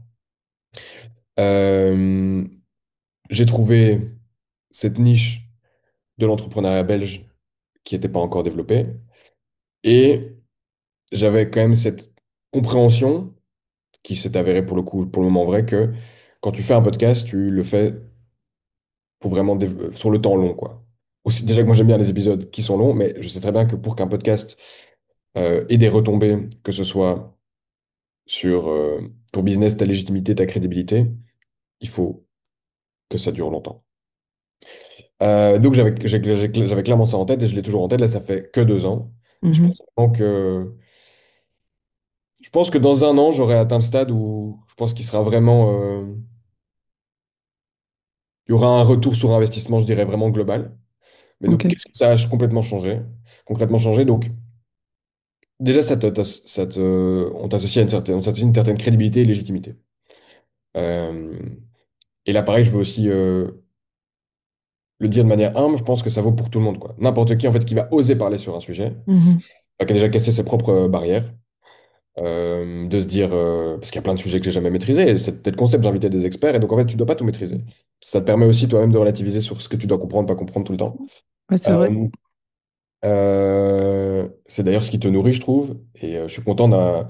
Alors, encore la semaine dernière, j'ai invité un gars, et ça m'a traversé l'esprit de me dire, je me disais, il est méga smart, il y avait un petit truc de comparaison qui s'est mis, puis j'ai essayé très vite de le casser en mode ça sert à rien. Il est peut-être méga smart, peut-être moins smart, et peut-être pas. T'es peut-être plus smart, on s'en fout au final. C'est pas ça l'enjeu. Mais donc, moi-même, je suis aussi confronté évidemment à mes pensées. Hein, pour faire une deuxième digression, mais je parle beaucoup de coaching. C'est très facile aussi de dire toutes ces choses-là. Moi-même, je me fais coacher Mhm. sur différents sujets. Et je me suis fait coacher au fil de ma carrière parce que bah, c'est bien beau toujours d'être capable de poser des questions aux autres, mais on est clairement pas aussi efficace quand il s'agit de s'auto-coacher. Alors Bah, oui, on tu as a la tête dans le guidon tout le temps. évidemment, donc il y a plein d'enjeux sur lesquels moi j'ai dû me faire accompagner et je continue de le faire. Soit, je remonte du coup d'une parenthèse, le podcast, qu'est-ce que ça m'a apporté? Mhm. Légitimité, crédibilité. Mhm. J'ai eu des leads indirects, donc D'accord. des auditeurs, auditrices qui m'ont contacté Mhm. euh, suite à certains épisodes. Je dirais que, et maintenant, là mon enjeu, j'ai changé aussi de faire mon podcast maintenant. Je réinvestis, je fais je suis sponsorisé depuis 6 mois. Ok. Pardon. Depuis septembre pendant 6 mois. Donc je Mhm, réinvestis le revenu de ce sponsoring dans le changement du coup de producteur avec un nouveau studio, plus de contenus short qui vont être produits et aussi l'idée d'en faire un plus grand canal d'acquisition. Donc trouver peut-être un moyen de bah déjà d'offrir de la valeur peut-être gratuitement, donc d'offrir soit des mini-guides, mhm. tu vois, BABA de lancement, et puis après que ces personnes puissent rentrer potentiellement, si elles le désirent, dans un accompagnement de coaching. Donc le but, c'est de faire ça un canal un peu plus direct aussi. Du coup, je te conseille la spirale de valeur et de persuasion de Stéphane Lendy, Ok. qui est pour, comment dire, faire passer ton suspect à prospect, à client, à travers, enfin, en lui faisant changer d'état psychique. Et il t'explique comment faire pour justement récupérer, enfin, des gens et comment leur proposer des choses, des techniques. Le livre est super intéressant. J'avais déjà des bases, mais lui, il a poussé le cran un peu plus loin. Et Ok. son bouquin est super intéressant et plein d'exemples, très parlants. Donc, si jamais ça peut Ouais. t'aider, voilà un bon bouquin. Tu parlais de sponsoring, je pense à ça. Euh, c'est toi qui as été les chercher. Comment ça se passe? Enfin, ou Ouais. c'est eux qui sont venus, ils ont dit, oh, ton podcast est intéressant. Enfin, Il y a les deux. Mais ok. déjà, je peux te donner, je suis très concret, j'ai envie de permettre aux gens qui nous écoutent de comprendre aussi. Mhm, Actuellement, moi, en termes de métrique aussi, mhm. comme ça, on voit où je me situe. Pour le moment, je tourne autour de plus ou moins 5000 écoutes par mois, tout épisode confondu. Pas Euh, mal. mais je viens voilà, comme j'ai commencé tout au début, j'ai des épisodes aussi qui vont flopper. Là, j'ai la chance d'avoir un catalogue de du coup 50 épisodes. Donc en fait, quand quelqu'un Mhm, rentre, en fait, il peut aussi apporter en une fois peut-être 40 écoutes, une personne en quelques mhm, semaines, quoi. Donc, j'ai eu des étapes clés. Je dirais que pendant un an, je dépassais pas en décembre dernier, j'étais à plus ou moins 800 ou 1000 par mois. Puis je suis arrivé à un autre échelon mhm. autour de 2000 et maintenant plutôt 4-5 000. Ok. Euh, la toute première fois, j'ai moi qui ai été démarché une marque qui s'appelle Accountable. Donc c'est l'application pour des indépendants personnes physiques, quoi. Euh, Mhm, donc en personne physique ou pardon, un titre principal ou complémentaire qui veulent gérer leur compta sans passer par un comptable. mhm, Moi, entrepreneuriat belge, c'est quand même ma cible. Il se mhm, fait que j'avais interviewé le gars d'Accountable, le fondateur de la boîte, un an plus tôt. Et donc, je lui dis, bah, en fait, moi, j'ai envie de tester. Je me sentais avoir les premières métriques où je me suis dit, bah, tu sais quoi, je vais tester. Et j'ai pas été le voir avec beaucoup de mes mhm. métriques. J'étais, en effet, plus autour de ces 1000-1500, je pense, à l'époque. Donc, j'ai été toqué à la porte en mode, OK, est-ce que ce serait intéressant? Moi, je suis chaud de le faire, de sponsoriser par Accountable. Il m'a mis en contact avec le Head of Partnership. Et puis, on a fait un deal sur 4 épisodes test avec un fixed price plus un code promo. Tu vois, donc les personnes qui vont s'inscrire avaient 6 mois gratuits. Et pour chaque souscription, j'avais un référal. Et, euh, et puis, si la personne à la fin des 6 mois gratuits prenait un abonnement, j'avais un autre bonus. Et je Ok. crois qu'à ce moment-là, je crois que j'avais eu 200 par épisode. Euh, et puis finalement, en termes de référal, j'ai pas eu tellement de personnes qui ont. C'est pas Je me suis rendu compte que l'acquisition, donc faire une démarche d'acquisition sur du sponsoring de podcast, il faut vraiment du gros volume pour qu'il y ait un enjeu. Euh, Mhm. c'est plus je dirais un enjeu de brand awareness que le play que la marque va tenter de faire. Et donc, voilà quoi, donc c'est 200 euros, ça me permet de financer l'épisode. Et pour aussi être précis, comme ça les gens peuvent s'imaginer combien ça coûte de lancer un épisode, t'as tout. Ben donc, toi, je sais pas, tu fais le montage par exemple, toi-même? Moi, je fais tout pour le moment. Et je dois apprendre à déléguer. Eh ben moi, j'ai, depuis le début, quasi rien fait, à part Ok. préparer, me déplacer, enregistrer, Mhm. envoyer les rushs. Et dès le début, je me suis dit, en fait, je vais y arriver, bah, je vais apprendre, hein, j'ai pu coder, ça va pas être compliqué non plus de gérer un outil, mais il y a une courbe d'apprentissage. Mhm. Euh, J'étais encore 3 jours semaine dans ma mission de bras droit du CEO d'une PME. J'avais quelques coachings, je lançais le podcast. J'étais là, non, si maintenant je me tape le montage d'épisodes de 2 heures alors que je connais pas encore les logiciels, il va me falloir bien 5-10 épisodes pour maîtriser le truc, d'être à fond. Je vais passer mes week-ends, ça va être l'enfer, mes soirées et une de Après, mes... trouve que le podcast, ça va encore. Enfin, je sais pas ce que enfin, oui, je sais pas ce que tu fais comme montage. Est-ce que tu veux dire pour les shorts ou parce que pour moi, le podcast, bon, il n'y a pas vraiment de découpe à Tu faire, peux tu faire vois. play stop. Je suis d'accord, tu pourrais faire play stop et tout mettre. Oui. C'est vrai que moi, j'ai voulu, encore une fois, peut-être à tort, il y a la qualité qui est importante, et donc je dis, ben, je vais m'accompagner de monteurs qui vont peut-être baisser les, tu vois, les respirations quand tu es dans un micro, Oui. quelques E qui vont être coupés, si on se répète, ça va être coupé, mais en fait, c'est pas, en effet, je suis d'accord avec toi, mais il y a un minimum de temps. Je pense que même si, soit tu te dis, tu te la joues vraiment simple, et Mhm. ce qui était complètement une option, c'est que tu enregistres, enfin, tu fais start, tu fais stop, et tu publies. Alors là, je suis d'accord, t'as pas de montage. Tu dois mettre juste ton petit jingle au début et à la fin. Mhm. Et comme, même si moi, a priori, je coupe vraiment peu, t'as souvent, faut enlever cet élément-là, deux, trois réflexions. Et en fait, en termes de charge mentale, j'ai déjà eu ce débat plein de fois, hein. Je crois que vous pouvez tous me convaincre que c'est pas long et compliqué. Je ne voulais vraiment pas passer Mhm. ce temps-là parce que je pensais qu'en fait, ça allait créer un environnement qui allait me mettre dans des dispositions où en fait, j'allais commencer à chipoter. Et j'allais Ouais. être mon pire ennemi, en fait. Mais je comprends ce que tu veux dire. Moi, je dois déléguer à un moment, mais pour le podcast, je me prends pas la tête. Enfin, je veux dire, je fais l'intro de la personne, le petit Ouais, jingle, et puis moi, l'échange qu'on a ici, je le mets comme ça, très bien. et je me dis, tu vois, c'est perfectible, parce que je serais capable de faire comme toi, de chipoter. Je trouve que ce qui prend le plus de temps, après, voilà, chacun sa façon de faire le podcast, hein, je dis pas que ma technique est la meilleure ou la bonne, ou voilà. Mais ce que je trouve qui prend le plus de temps, moi, c'est quand je fais un scalp de marque, où là, j'enregistre et là je suis obligée de cutter pour donner une dynamique dans le truc et que tu es obligé de mettre enfin obligé. Non, t'es pas obligé, mais c'est plus sympa quand tu mets des inserts. Enfin, c'est pas une Mhm. discussion avec quelqu'un et que tu mets des inserts pour illustrer le propos. Tu vas mettre enfin, un tas de trucs, quoi. Et là parfois, j'ai déjà eu des montages de 8 heures. Ah ouais. Là, c'est intense. Mais oui, il faut que je délègue, il faut que je trouve quelqu'un. Donc, si quelqu'un nous écoute, et que, à moins que tu connaisses un bon monteur, mais voilà. J'avoue que j'ai un Ok. peu du mal à délaisser mon bébé, je vais dire. Je sais pas si la personne arrivera à capter ma personnalité. Je crois que c'est une des questions qui me chiffonne le plus. On peut en discuter en coaching. On peut discuter en coaching. Non, mais blague à part, tu vois ce que tu dis, Oui, c'est un exemple type. oui, c'est vrai. C'est un exemple type de coaching. Tu Mm, sens que tu as envie de faire quelque chose qui gratte, que ce serait utile, mais ça te coûte.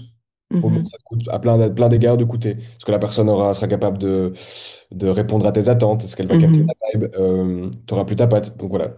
Juste pour faire un lien avec ce qu'on disait, ça c'est un exemple type de sujet. Et donc, malgré qu'en effet, je pense que le temps de montage aurait pu être limité, je voulais vraiment éviter moi de me retrouver dans cette situation. Donc dès le début, mhm, j'ai trouvé une monteuse, puis après 6 mois, j'ai changé avec un monteur. J'ai travaillé avec lui pendant 1 an et demi. Donc oui, c'était un investissement. J'ai dépensé par épisode, ça avait 50 euros de location du studio. mhm. Donc à Bruxelles, plug de jack, studio clé en main. Je louais 4 heures, 50 euros, donc vraiment pas cher. On est à 12,50 € de l'heure. Oui, ça va.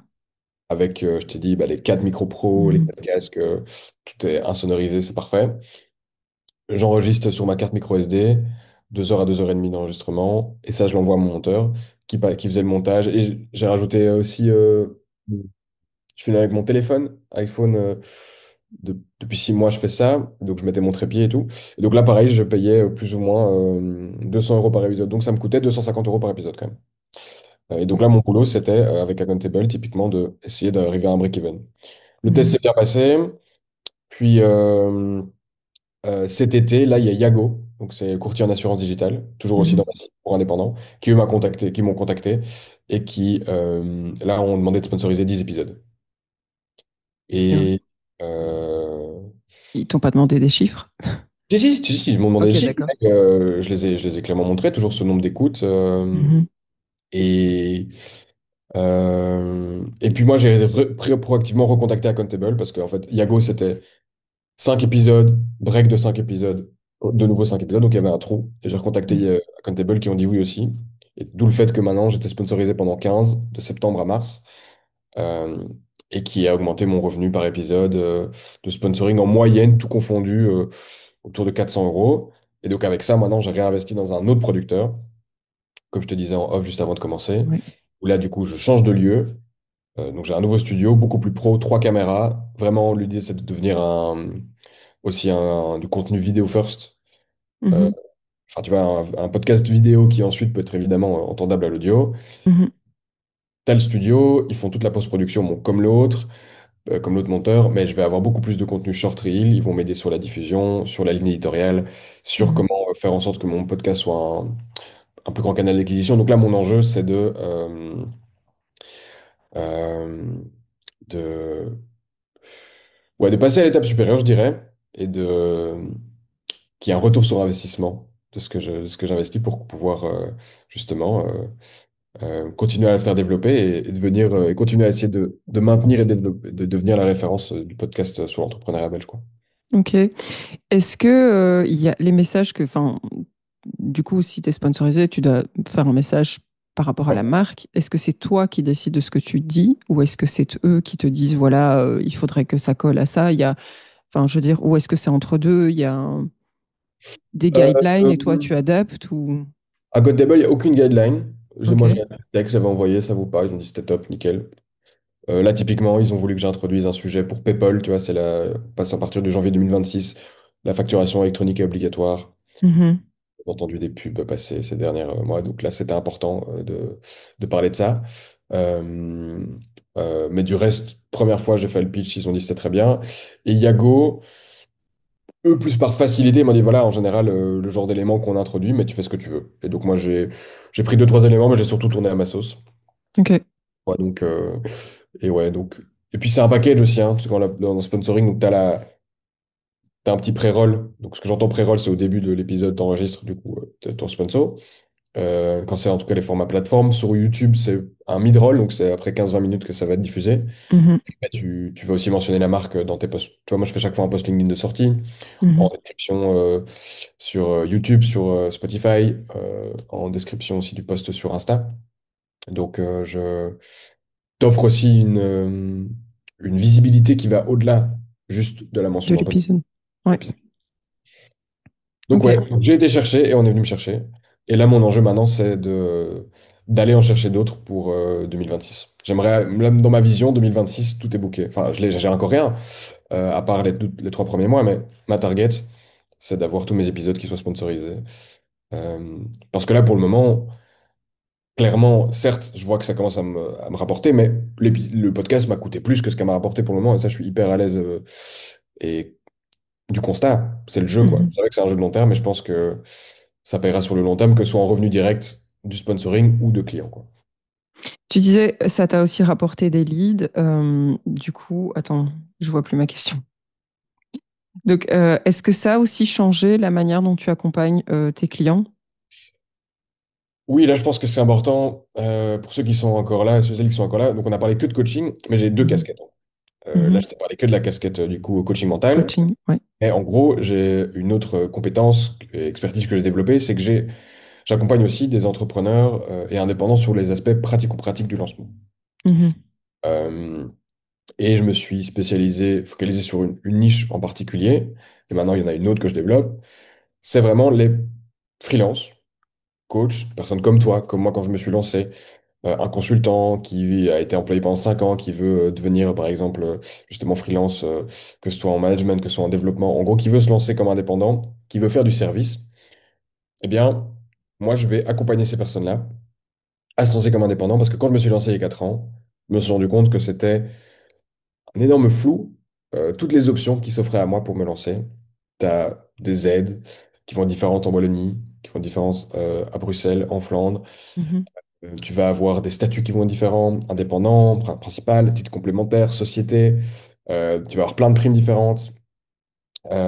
Tu sais pas finalement quelles sont les démarches spécifiques. Et donc, t'as des options, je sais pas si tu connais la Smart en Oui. Wallonie. Voilà, voilà, donc c'est une société plus de portage salarial qui va te permettre en gros de travailler euh, finalement comme si au quotidien tu étais un indépendant, sauf que pour chaque prestation que tu vas faire, par exemple pour un client, imaginons que moi je veux que je preste un service pour toi. Ben, au lieu de t'envoyer une facture, si j'étais indépendant, d'envoyer une facture à mon nom, je vais passer par la Smart et officiellement Smart va être mon employeur et elle va Mhm. facturer vers toi. Donc moi j'ai un intermédiaire. Donc tu as plein d'options pour te lancer avec plein de statuts. Donc j'ai voulu simplifier tout ça et j'ai développé un service que j'avais brandé plus mon starter pack pour indépendants, ou un guide Notion enfin, ce service-là, donc, en plus du coaching, c'est plutôt un one-shot où je vais t'accompagner avec t'as le guide Notion qui te reprend toutes les informations liées au lancement. On a 1 heure de séance durant laquelle je réponds à toutes tes questions spécifiques. Et puis, tu as accès à ma ligne WhatsApp pendant un mois pour que je réponde à tes questions. Et donc là, j'ai aussi développé plus cette partie expertise liée au lancement d'activité, plus je vais dire sur Mhm. l'aspect fiscal, admin, compta, et je me suis moi-même euh, entouré d'experts là-dessus parce que je suis pas expert comptable, je suis pas fiscaliste, je suis pas courtier en Mhm. assurance. J'ai développé pas mal d'infos là-dessus, et puis tous les podcasts. Et puis maintenant, il y a un troisième, je dirais, volet, où là, je vais accompagner des projets vraiment qui veulent lancer des personnes qui veulent lancer un projet de, je veux dire, pas de plus grande envergure, mais qui va demander d'autres réflexions que juste, toi et moi, demain, on se lance dans le service, mais a priori, on a besoin d'un ordi, Ouais. on peut lancer de chez soi et on a très peu de frais. Mais Mhm. j'ai accompagné du coup une personne qui est en train de lancer un projet de bar pilates, donc un lieu où tu peux faire des pilates, un autre qui veut faire un lieu d'hospitalité où il aimerait bien rénover un gîte, tu vois, en Wallonie et en faire un lieu spécial pour enfants. Et donc j'ai commencé à développer ça où là je mêle finalement un panel de compétences, aussi bien la partie coaching, la partie lancement admin que la partie Mhm. business, où maintenant ben, avec mon expérience déjà, mes études, mes 5 années dans le privé, le rôle de bras droit du CEO, plus les centaines d'entrepreneurs que j'ai accompagnés, plus tous les podcasts, où maintenant ben, donc, je vais aussi accompagner des entrepreneurs dans la réalisation de leurs projets, je dirais de plus grande envergure. Et donc voilà, donc j'ai le coaching pur, et puis j'ai la casquette business, où je peux aider à différents moments, je dirais, du lancement. Le fait, ouais. Et voilà. Et donc c'est pour ça qu'il y a des gens qui viennent me voir maintenant. Tu demandais qu'est-ce que ça a changé, ben, j'ai de tout. Tu as des gens qui viennent me voir, il écoute mon podcast, il est dirigeant, il a envie que je l'accompagne à être plus serein dans son boulot. Et puis tu as Mhm. quelqu'un qui dit, ben, je fais le grand saut, je veux me lancer, et peut-être qu'on va avoir 1 ou 2 séances sur l'aspect pratique. Puis on va avoir une séance, puis on va faire un trajet de coaching mental pour comment je l'accompagne. Et puis à un moment, il vous dit, ben voilà, j'ai fait un business plan, est-ce que tu veux bien le challenger? Et ben alors je prends du temps pour challenger son business plan et son plan financier. Et là, voilà. Tant que c'est clair, en fait, le mandat et le cadre dans lequel on me demande de bosser, ben, je m'adapte. Ok. Tu parles de ton starter pack, justement. Comment bah, faire gagner du temps, on a compris. Hein, tu donnes des tuyaux. Mais quelles erreurs principales il permet d'éviter dès le départ, selon toi? Alors, Quelles sont les erreurs qu'on peut faire dès le départ quand on se lance? les erreurs, déjà, c'est le mauvais statut. Ouais. Je pense que, typiquement, euh, ou en tout cas, il y a certains choix que tu vas faire en n'ayant pas compris les implications. Par exemple, que j'essaie de voir dans l'ordre quel est le meilleur ordre dans lequel expliquer. Je vais parler d'une erreur classique, c'est les cotisations sociales. Mhm. Et je vais vulgariser ça pour ceux et celles qui nous écoutent et qui sont pas spécialement dans le entrepreneur ou indépendant. En gros, quand tu es indépendant, personne physique, que t'es pas du coup en société, quoi. Donc, Mhm. euh, à titre complémentaire ou principal, tous les trimestres, tu dois payer des cotisations sociales à l'État. Euh, et la définition, c'est que ces cotisations sociales, elles sont censées représenter 20,5%, donc on va dire 20% de ton bénéfice net, donc tes revenus moins tes coûts, avant impôt. Ok. Mhm. Le truc, c'est que quand tu te lances comme indépendant, tu sais pas combien tu vas avoir comme bénéfice net, et donc tu vas payer ce qu'on appelle des cotisations sociales provisoires. Et donc, chaque trimestre, tu dois sortir ces provisoires, sauf si tu as réduction starter. En gros, tu sors 900 euros par trimestre.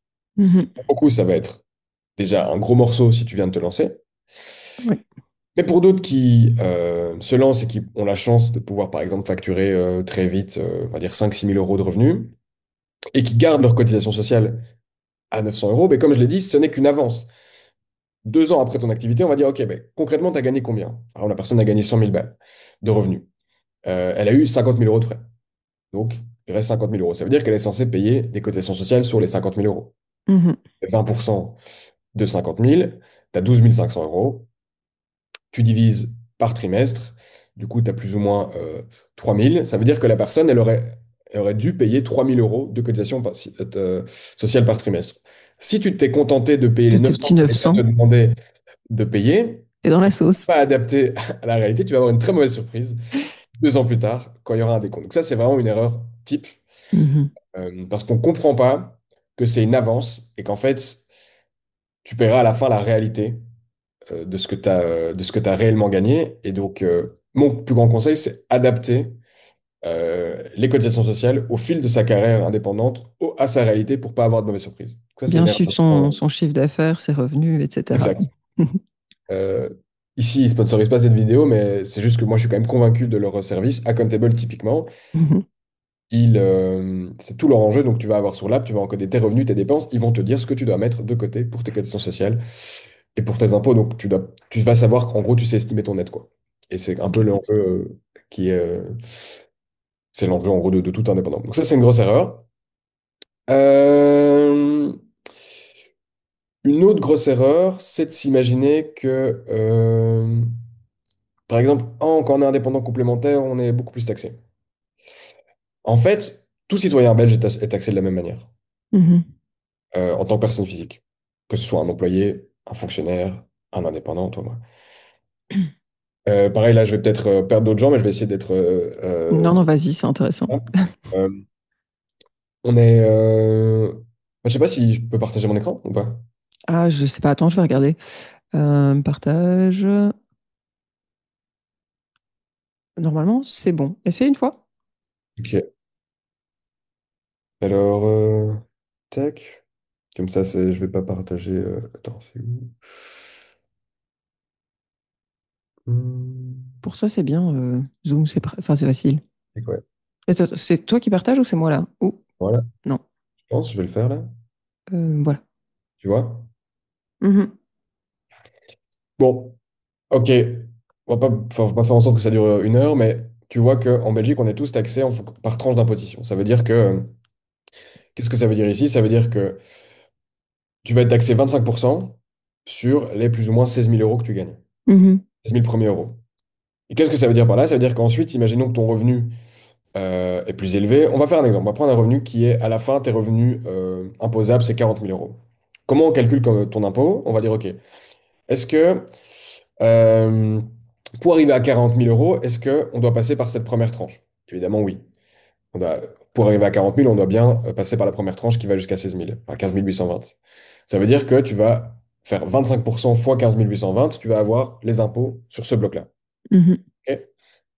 Puis, OK, pour arriver à 40 000, est-ce qu'on passe par la tranche 2? Oui, puisque la tranche 2, elle s'arrête à 27 920. Mhm.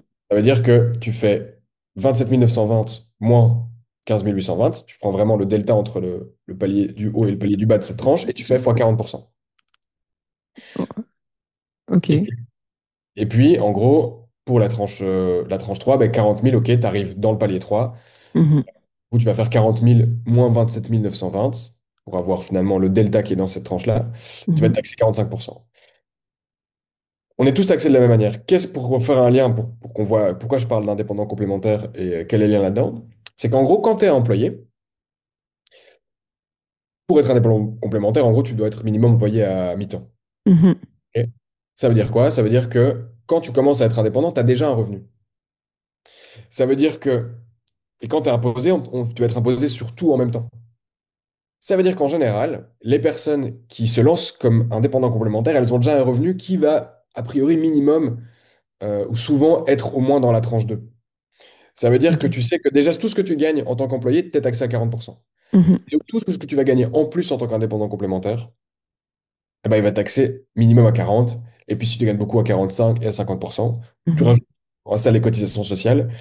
On dit que la pression fiscale des indépendants complémentaires est de entre 50 et 60%. Ça veut dire qu'en gros, tu donnes beaucoup à l'État de ce que tu gagnes. Et donc souvent, il y a une légende urbaine autour du fait que en tant qu'indépendant complémentaire, tu gagnes pas bien ta vie parce que t'es plus taxé. Mais T'es c'est pas taxé. l'indépendant complémentaire qui est fait qui est plus taxé, c'est le système global qui va faire qu'en effet, tu as déjà un revenu quand tu es indépendant Mhm. complémentaire et qui va faire que tu vas être beaucoup taxé. Ouais. Et tu vas Voilà, monter plus vite, en fait. Ouais. exact. Un peu plus technique. J'espère que j'ai pas perdu d'autres gens vu que ça change tout. Après, si tu veux faire descendre, enfin, il faut investir aussi. Ça, c'est important. Quand tu veux dire investir, tu veux dire un investissement financier pour ton patrimoine? Ou... Enfin, mais ça, c'est quand tu es indépendant. Pour faire diminuer ton chiffre d'affaires, il faut investir aussi. Ça fait diminuer. Oui, alors ça, c'est super point. C'est la notion des frais. Ouais.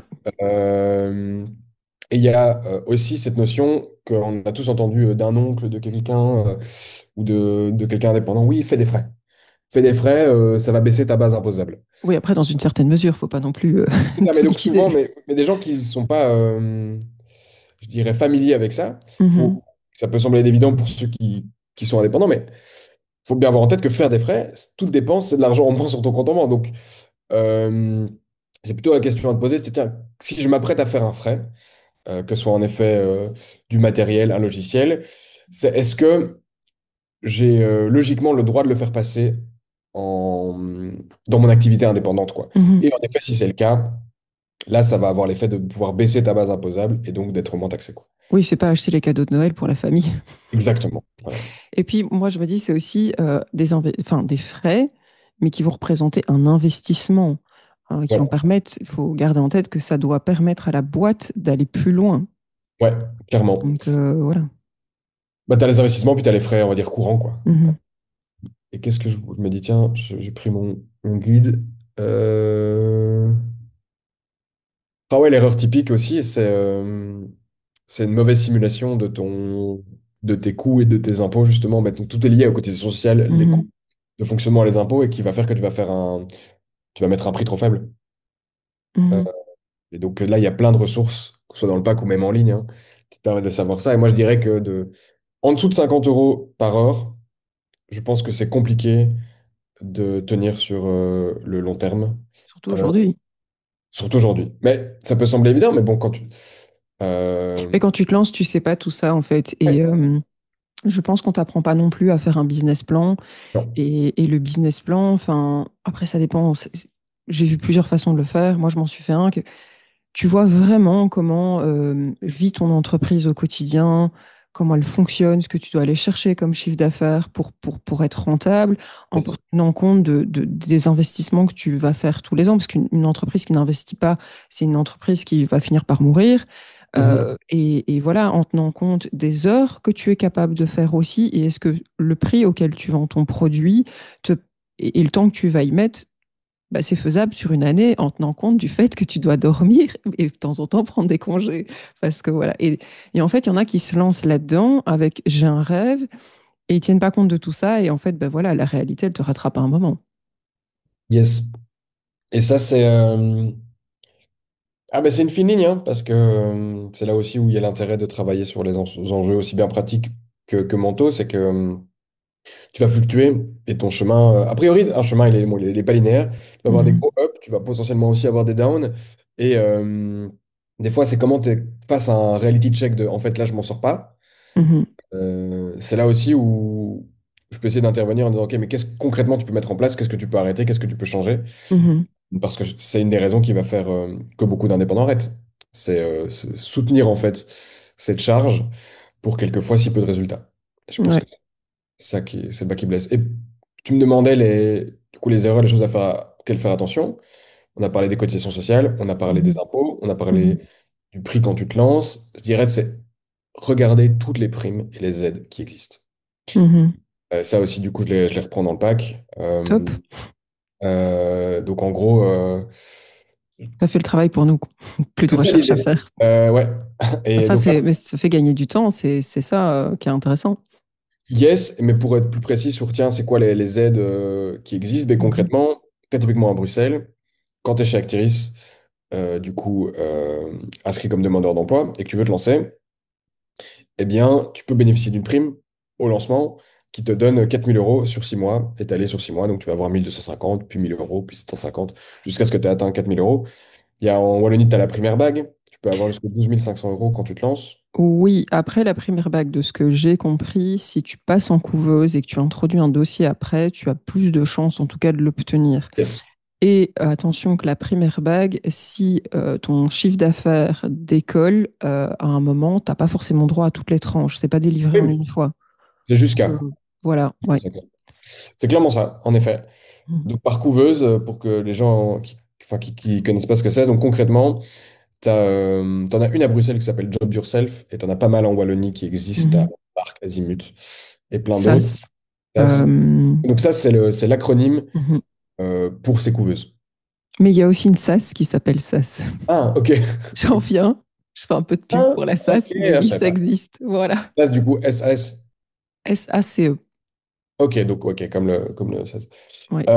Et donc là, l'idée, typiquement, c'est que tu peux, a priori, imaginons que tu es au chômage, que tu es au CPS, et que tu veux Mhm. vouloir tester ton projet sans devenir indépendant, mais ça, c'est parfait. C'est Mhm.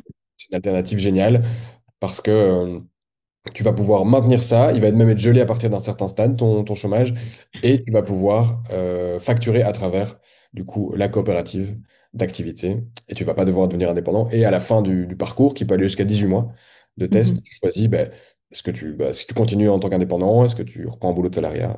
Voilà. Et puis, il y a des gens qui t'accompagnent aussi, qui peuvent te donner des conseils. Clairement, t'as du coaching. Et oui, il y a des formations. Et c'est vrai que bon, quand tu démarres et que bah, un business plan, tu sais pas comment faire, ou etc., ben, c'est l'endroit parfait pour apprendre, en fait. Tu as Yes. quand même ce filet de sécurité qui te maintient. Parce que se lancer du jour au lendemain, ça peut être très flippant. Toujours les petits pas, même là-dedans. Moi, Ouais. tu vois, oui, tout était, dans mon parcours aussi, tout était par petits pas, plein de Mhm. changements. Et, Mhm. je ne, c'est une de mes grandes croyances, en tout cas. Non, mais je suis d'accord. Et puis, enfin, ça t'éloigne toujours plus de là où tu viens. Et donc, bah oui, enfin, et parfois, ça te fait prendre une autre direction. Et donc, oui, c'est ça, ça te permet d'avancer, quoi. Enfin, moi, je suis une convaincue aussi. Donc, euh, je me demandais par rapport à ton podcast, que je loupe pas une question. Surtout pas. Voilà, oui. Tu comptes, donc, tu as fait un podcast. Est-ce que c'est une réponse aussi à des galères que tu aurais vécues à tes débuts ou est-ce que ça n'a rien à voir? Hum, À un manque de visibilité, justement, où tu t'es dit, bon, je suis emballé de faire le podcast pour les raisons que tu nous as expliquées plus tôt, mais est-ce que c'était aussi bon? Est-ce que ça va me permettre, justement, je suis un peu en galère, c'est au début, c'est difficile et ça va me permettre d'aller chercher des clients ou vraiment rien à voir. Si c'est pas le cas, c'est pas le cas. non, je pense pas, parce que je pense que au début, c'est plus galère que, entre guillemets, que t'as plus de dépenses, que ce soit en énergie, en prise de Mhm, temps, que de retour.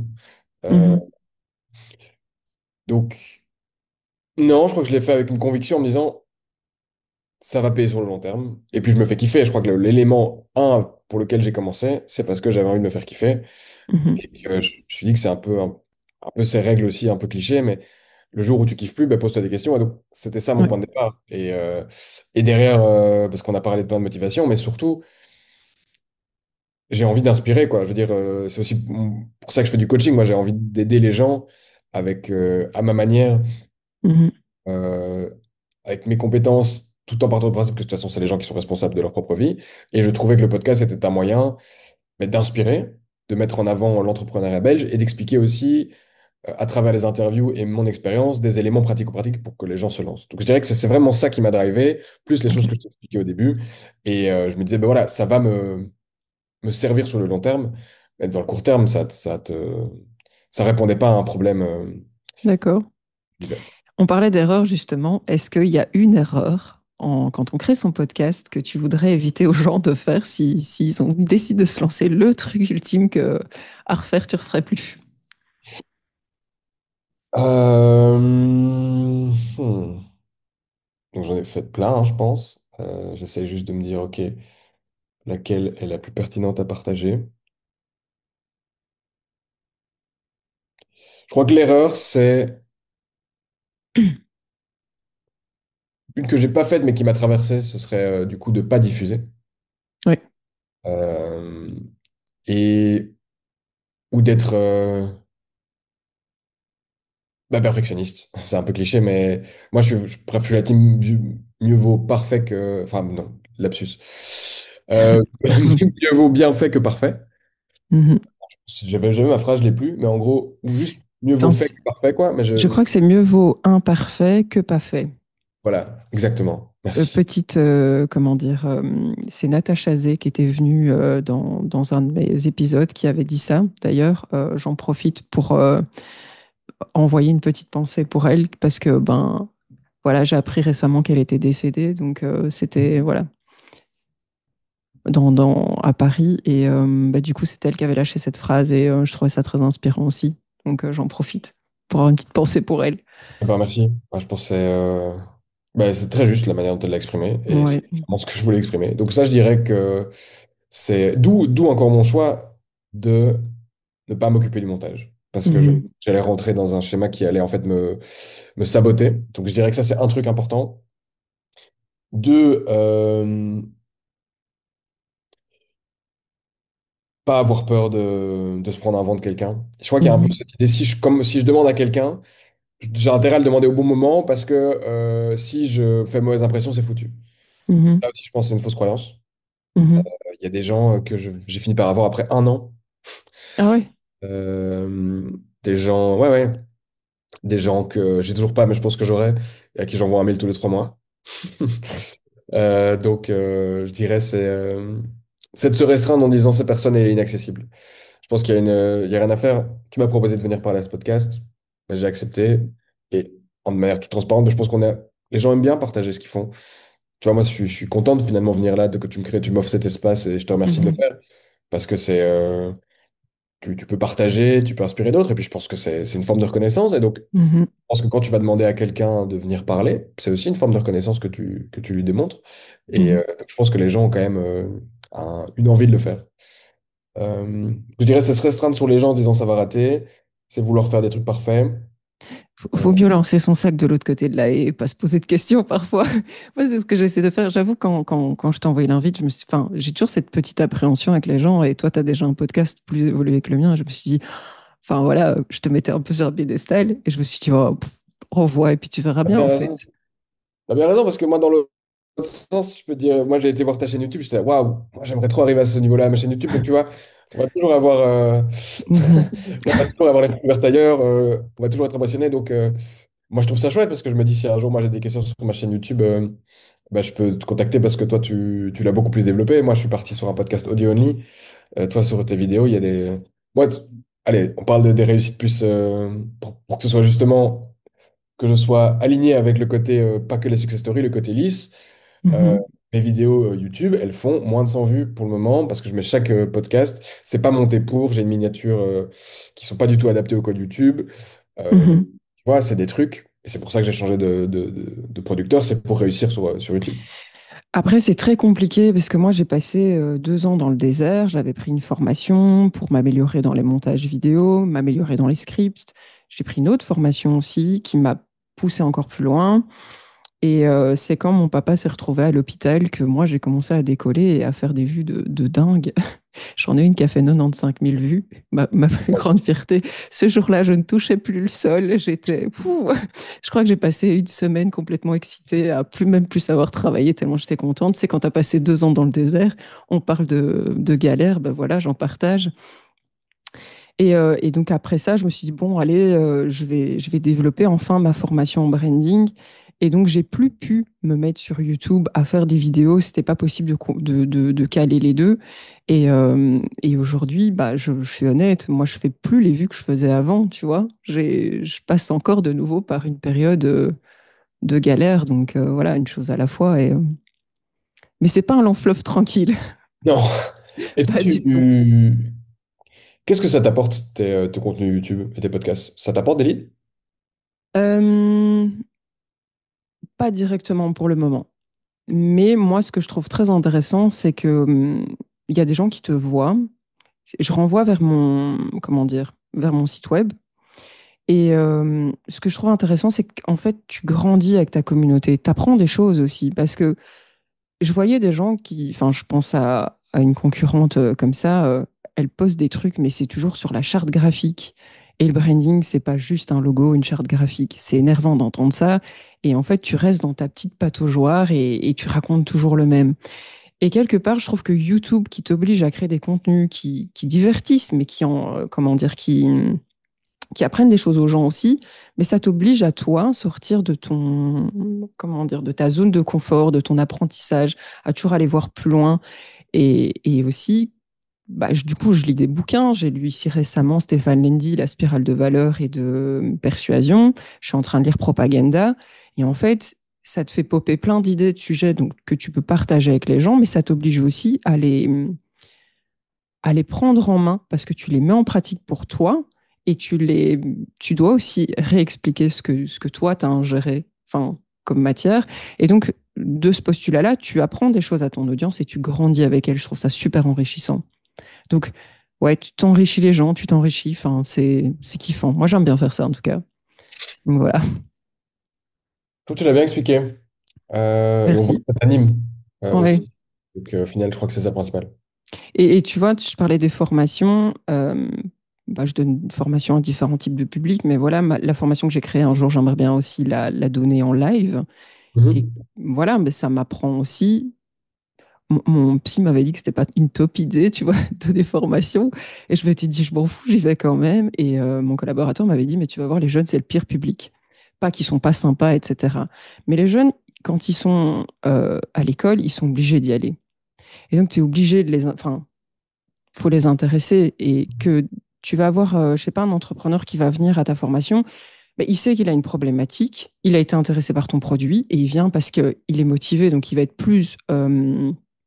impliqué, appliqué dans ta formation qu'un étudiant. Et donc, c'est pour ça que c'est le pire public, parce que tu dois vraiment aller les chercher, les divertir, enfin, les garder attentifs. Et je me suis dit que il y avait zéro enjeu pour moi parce que c'est pas mon, comment dire, c'est pas mon public cible. Donc, si je me plantais, bon, voilà, après, je m'applique, hein, je fais pas ça n'importe comment, mais que c'était pas, en termes de business, c'était pas dramatique. Et, mais ça me permet de travailler sur moi, d'aller plus loin, de faire sauter des barrières, en fait. C'est mon petit pas, si tu veux. Et pareil pour le podcast, ben, c'est pas toujours évident d'aller poser des questions à des gens que tu connais pas et tu te mets en danger, et voilà. Je trouve ça, ouais, enrichissant.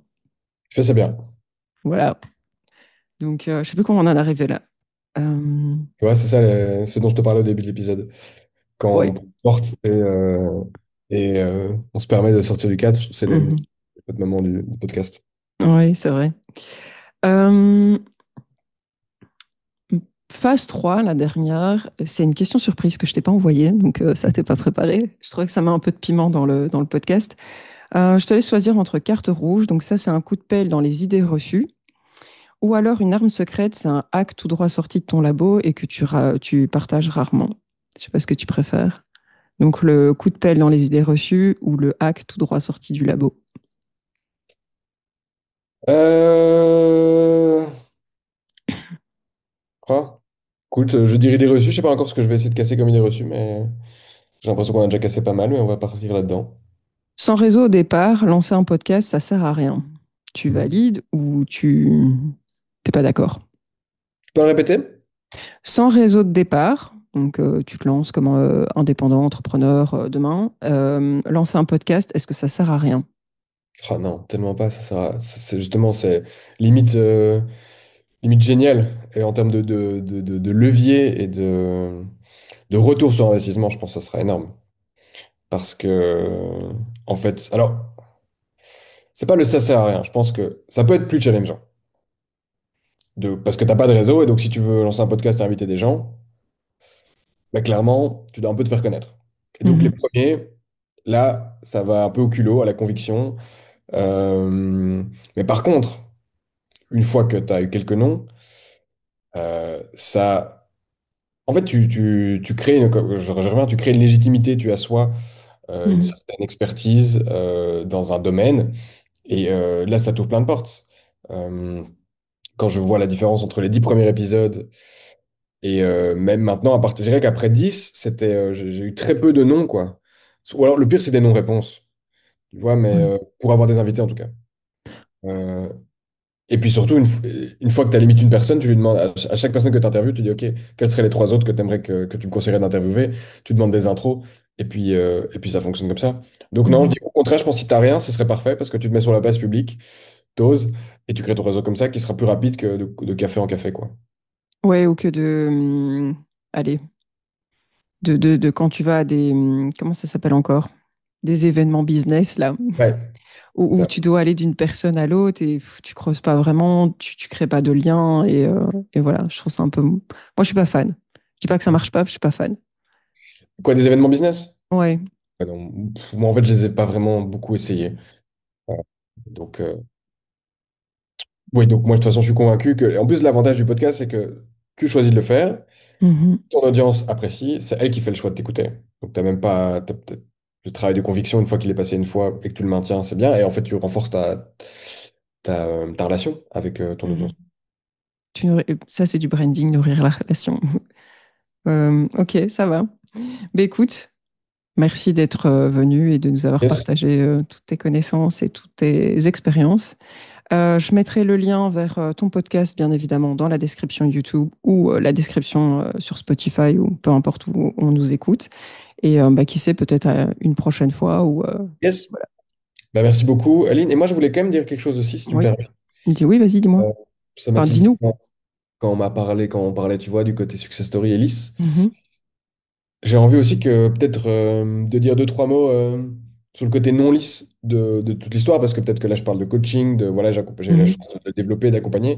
Peut-être dire aussi des moments galères. Je crois que c'est particulier peut-être de finir l'épisode comme ça, mais pour que les gens peut-être puissent se dire aussi que tout n'est pas un long fleuve tranquille non plus. Typiquement, pour donner un peu de, tu vois, de moi, de mes challenges, moi, mon enjeu, typiquement, c'est la peur de manquer. Je me rends compte que c'est un gros stress d'imaginer que je peux pas avoir le chiffre d'affaires qui me permet de me payer ce petit salaire. Donc, moi, c'était un truc qui m'a, pendant, je dirais, la dernière année, c'était très challengeant, Mhm. s'y à traverser, que, justement, les différents canaux, certains qui, des fois, fonctionnaient mieux que d'autres. Il y a des moments où j'avais pas ce chiffre d'affaires, que pendant un an, du coup, ben, j'ai, dépenser plus que ce que j'ai gagné pour lancer toute l'activité, que j'ai vécu des jours où t'es vraiment t'en as ras-le-bol, t'es au bord du nervous breakdown et tu te dis putain, mais ouah, comment ça a fonctionné? Donc voilà, euh, Ouais, ou tu te dis peut-être, mais bon sang, pour pas être vulgaire, qu'est-ce que j'ai foutu? ouais, quelle idée de merde, pourquoi j'ai fait ça? J'ai perdu les 5 dernières années de ma vie. Ouais, donc voilà, donc comme ça aussi, c'est petite note un peu de reality check pour les gens, parce Mhm. que pour l'avoir vécu quand tu écoutes des podcasts, quand tu vois des gens sur les réseaux, quand tu vois ce côté un peu shiny, et malgré tout, ben, vu que tu m'as parlé du parcours, on a parlé beaucoup de coaching, j'ai montré aussi les choses qui fonctionnaient pour le moment pour moi. Il y a encore des choses qui fonctionnent pas, il y a des choses qui n'ont pas fonctionné, et c'était challengeant au niveau émotionnel, au niveau de mes pensées, et je crois que c'est aussi important de le dire, et que c'est pas parce que je suis coach, et que d'ailleurs je prends une différence, c'est que je fais du coaching, quoi. Je suis pas, je crois que c'est différent pour moi, donc j'ai cette compétence-là qui est de faire du coaching, mais je m'identifie pas à coach, et donc Mhm. ça prouve aussi que voilà, quand tu fais du coaching, bah, tu peux avoir toi-même tes propres démons et trucs à régler, Mhm. et que t'es pas immunisé pour tout ça. Malgré que En t'as est- pas d'outils, bah, tu vas trouver les personnes qui sont capables aussi de les appliquer sur toi. Ouais, mais de toute façon, les plus grands, comment dire, les plus grands businessmen ou entrepreneurs, comme on veut, ils se font tous coacher, ils ont tous des mentors. Enfin, c'est normal. Enfin, personne ne naît avec la science infuse et on a tous nos angles morts. Donc, enfin voilà, moi j'apprends beaucoup de choses. C'est pour ça que je lis aussi et que j'écoute. Enfin, je fais des masterclass business aussi des fois. Et moi, on m'avait déjà dit qu'il fallait que je délègue. Et là, je viens de capter pourquoi c'était tellement important de déléguer, tu vois. Et là, ça me fait pop et je me dis, mais bon sang, qu'est-ce que j'ai foutu ces dernières années, tu vois. Je pense parfois, il y a aussi le fait d'être prêt à entendre quelque chose ou pas. Et ça, Clairement. c'est chez tout le monde. Ça, c'est chez tout le monde. Bah là, tu revois, c'est la notion un peu de conseil non sollicité, quoi. Ou sollicité. Et ça, je trouve que je sais pas si tu vois ce que je veux dire par là, c'est Mhm. un pote qui va. C'est cette capacité ou non Mhm. d'écoute, d'empathie, de se mettre dans les bottes de l'autre et trouver. Déjà, te demander la permission si tu peux donner un conseil. Et puis, et si c'est le cas, trouver le bon moment. Parce que Ouais. je trouve qu'on a. Enfin, en tout cas, mon rapport de coach, bah, tu as un mandat, on vient te chercher pour quelque chose. Et donc, mais même dans mon cadre, je dis, voilà, j'ai une idée, je peux te partager, tu me dis ce que tu en penses. Tandis qu'entre potes, des fois, on a ce côté, on y va direct. Et la personne, des fois, elle n'a pas du tout envie de ton avis, quoi. Et ça dessert la relation.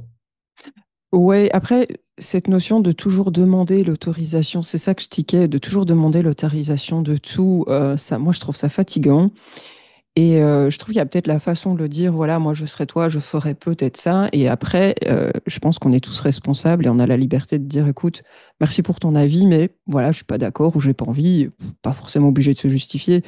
Mais ouais, je trouve que demander l'autorisation pour tout, c'est un peu, Je je comprends sais pas. ce que tu veux dire. Et peut-être que dans ma formulation, il y avait quelque chose peut-être trop procédurier de demander la permission. Mais ce que je veux dire par là, c'est que tu as Mhm, un fil de comment. Ou alors, tiens, mhm, j'ai une idée, je propose de la partager, tu me dis ce que tu en penses. C'est autre chose que dire est-ce que je peux te partager mon avis. Mais mhm. je crois qu'on finalement dit la même chose. Ok, d'accord. Parce que non, c'est parce que je vois parfois des trucs sur LinkedIn où je me dis wow, enfin ça va chercher loin là. Enfin, Voilà. Ok, genre quoi, quel genre de poste Genre une personne qui avait fait un jeûne pendant plusieurs jours, qui partage ça à une personne, elle lui explique son expérience et la personne lui dit ah mais moi j'aurais pas fait ça comme ça et elle lui donne son avis. Et elle fait un post pour dire ouais mais tu m'as pas demandé si j'avais envie d'entendre ton avis, enfin voilà la permission et je me dis waouh. Je me dis, mais à partir du moment où tu parles de ton expérience à quelqu'un, bah, tu ouvres la porte à ce que la personne exprime son opinion. Enfin, et je me Oui, alors ça dis, dépend du waouh, contexte. Ok. tu vois, je me dis, ça va chercher loin. Et donc, je me dis, oui, enfin, à partir du moment où tu parles de certains sujets, évidemment, les gens vont avoir leur opinion, vont la donner. Après, bon, ça dépend aussi comment c'est fait. Mais enfin, on est adulte et responsable que pour dire, voilà, moi, j'ai pas envie de tenir compte de son opinion. Et puis voilà. Et surtout, si on est entre amis, on devrait pouvoir se le dire. Je suis d'accord. Mais je reviens, il y a un how, quoi. Il y a un comment qui doit. Ouais.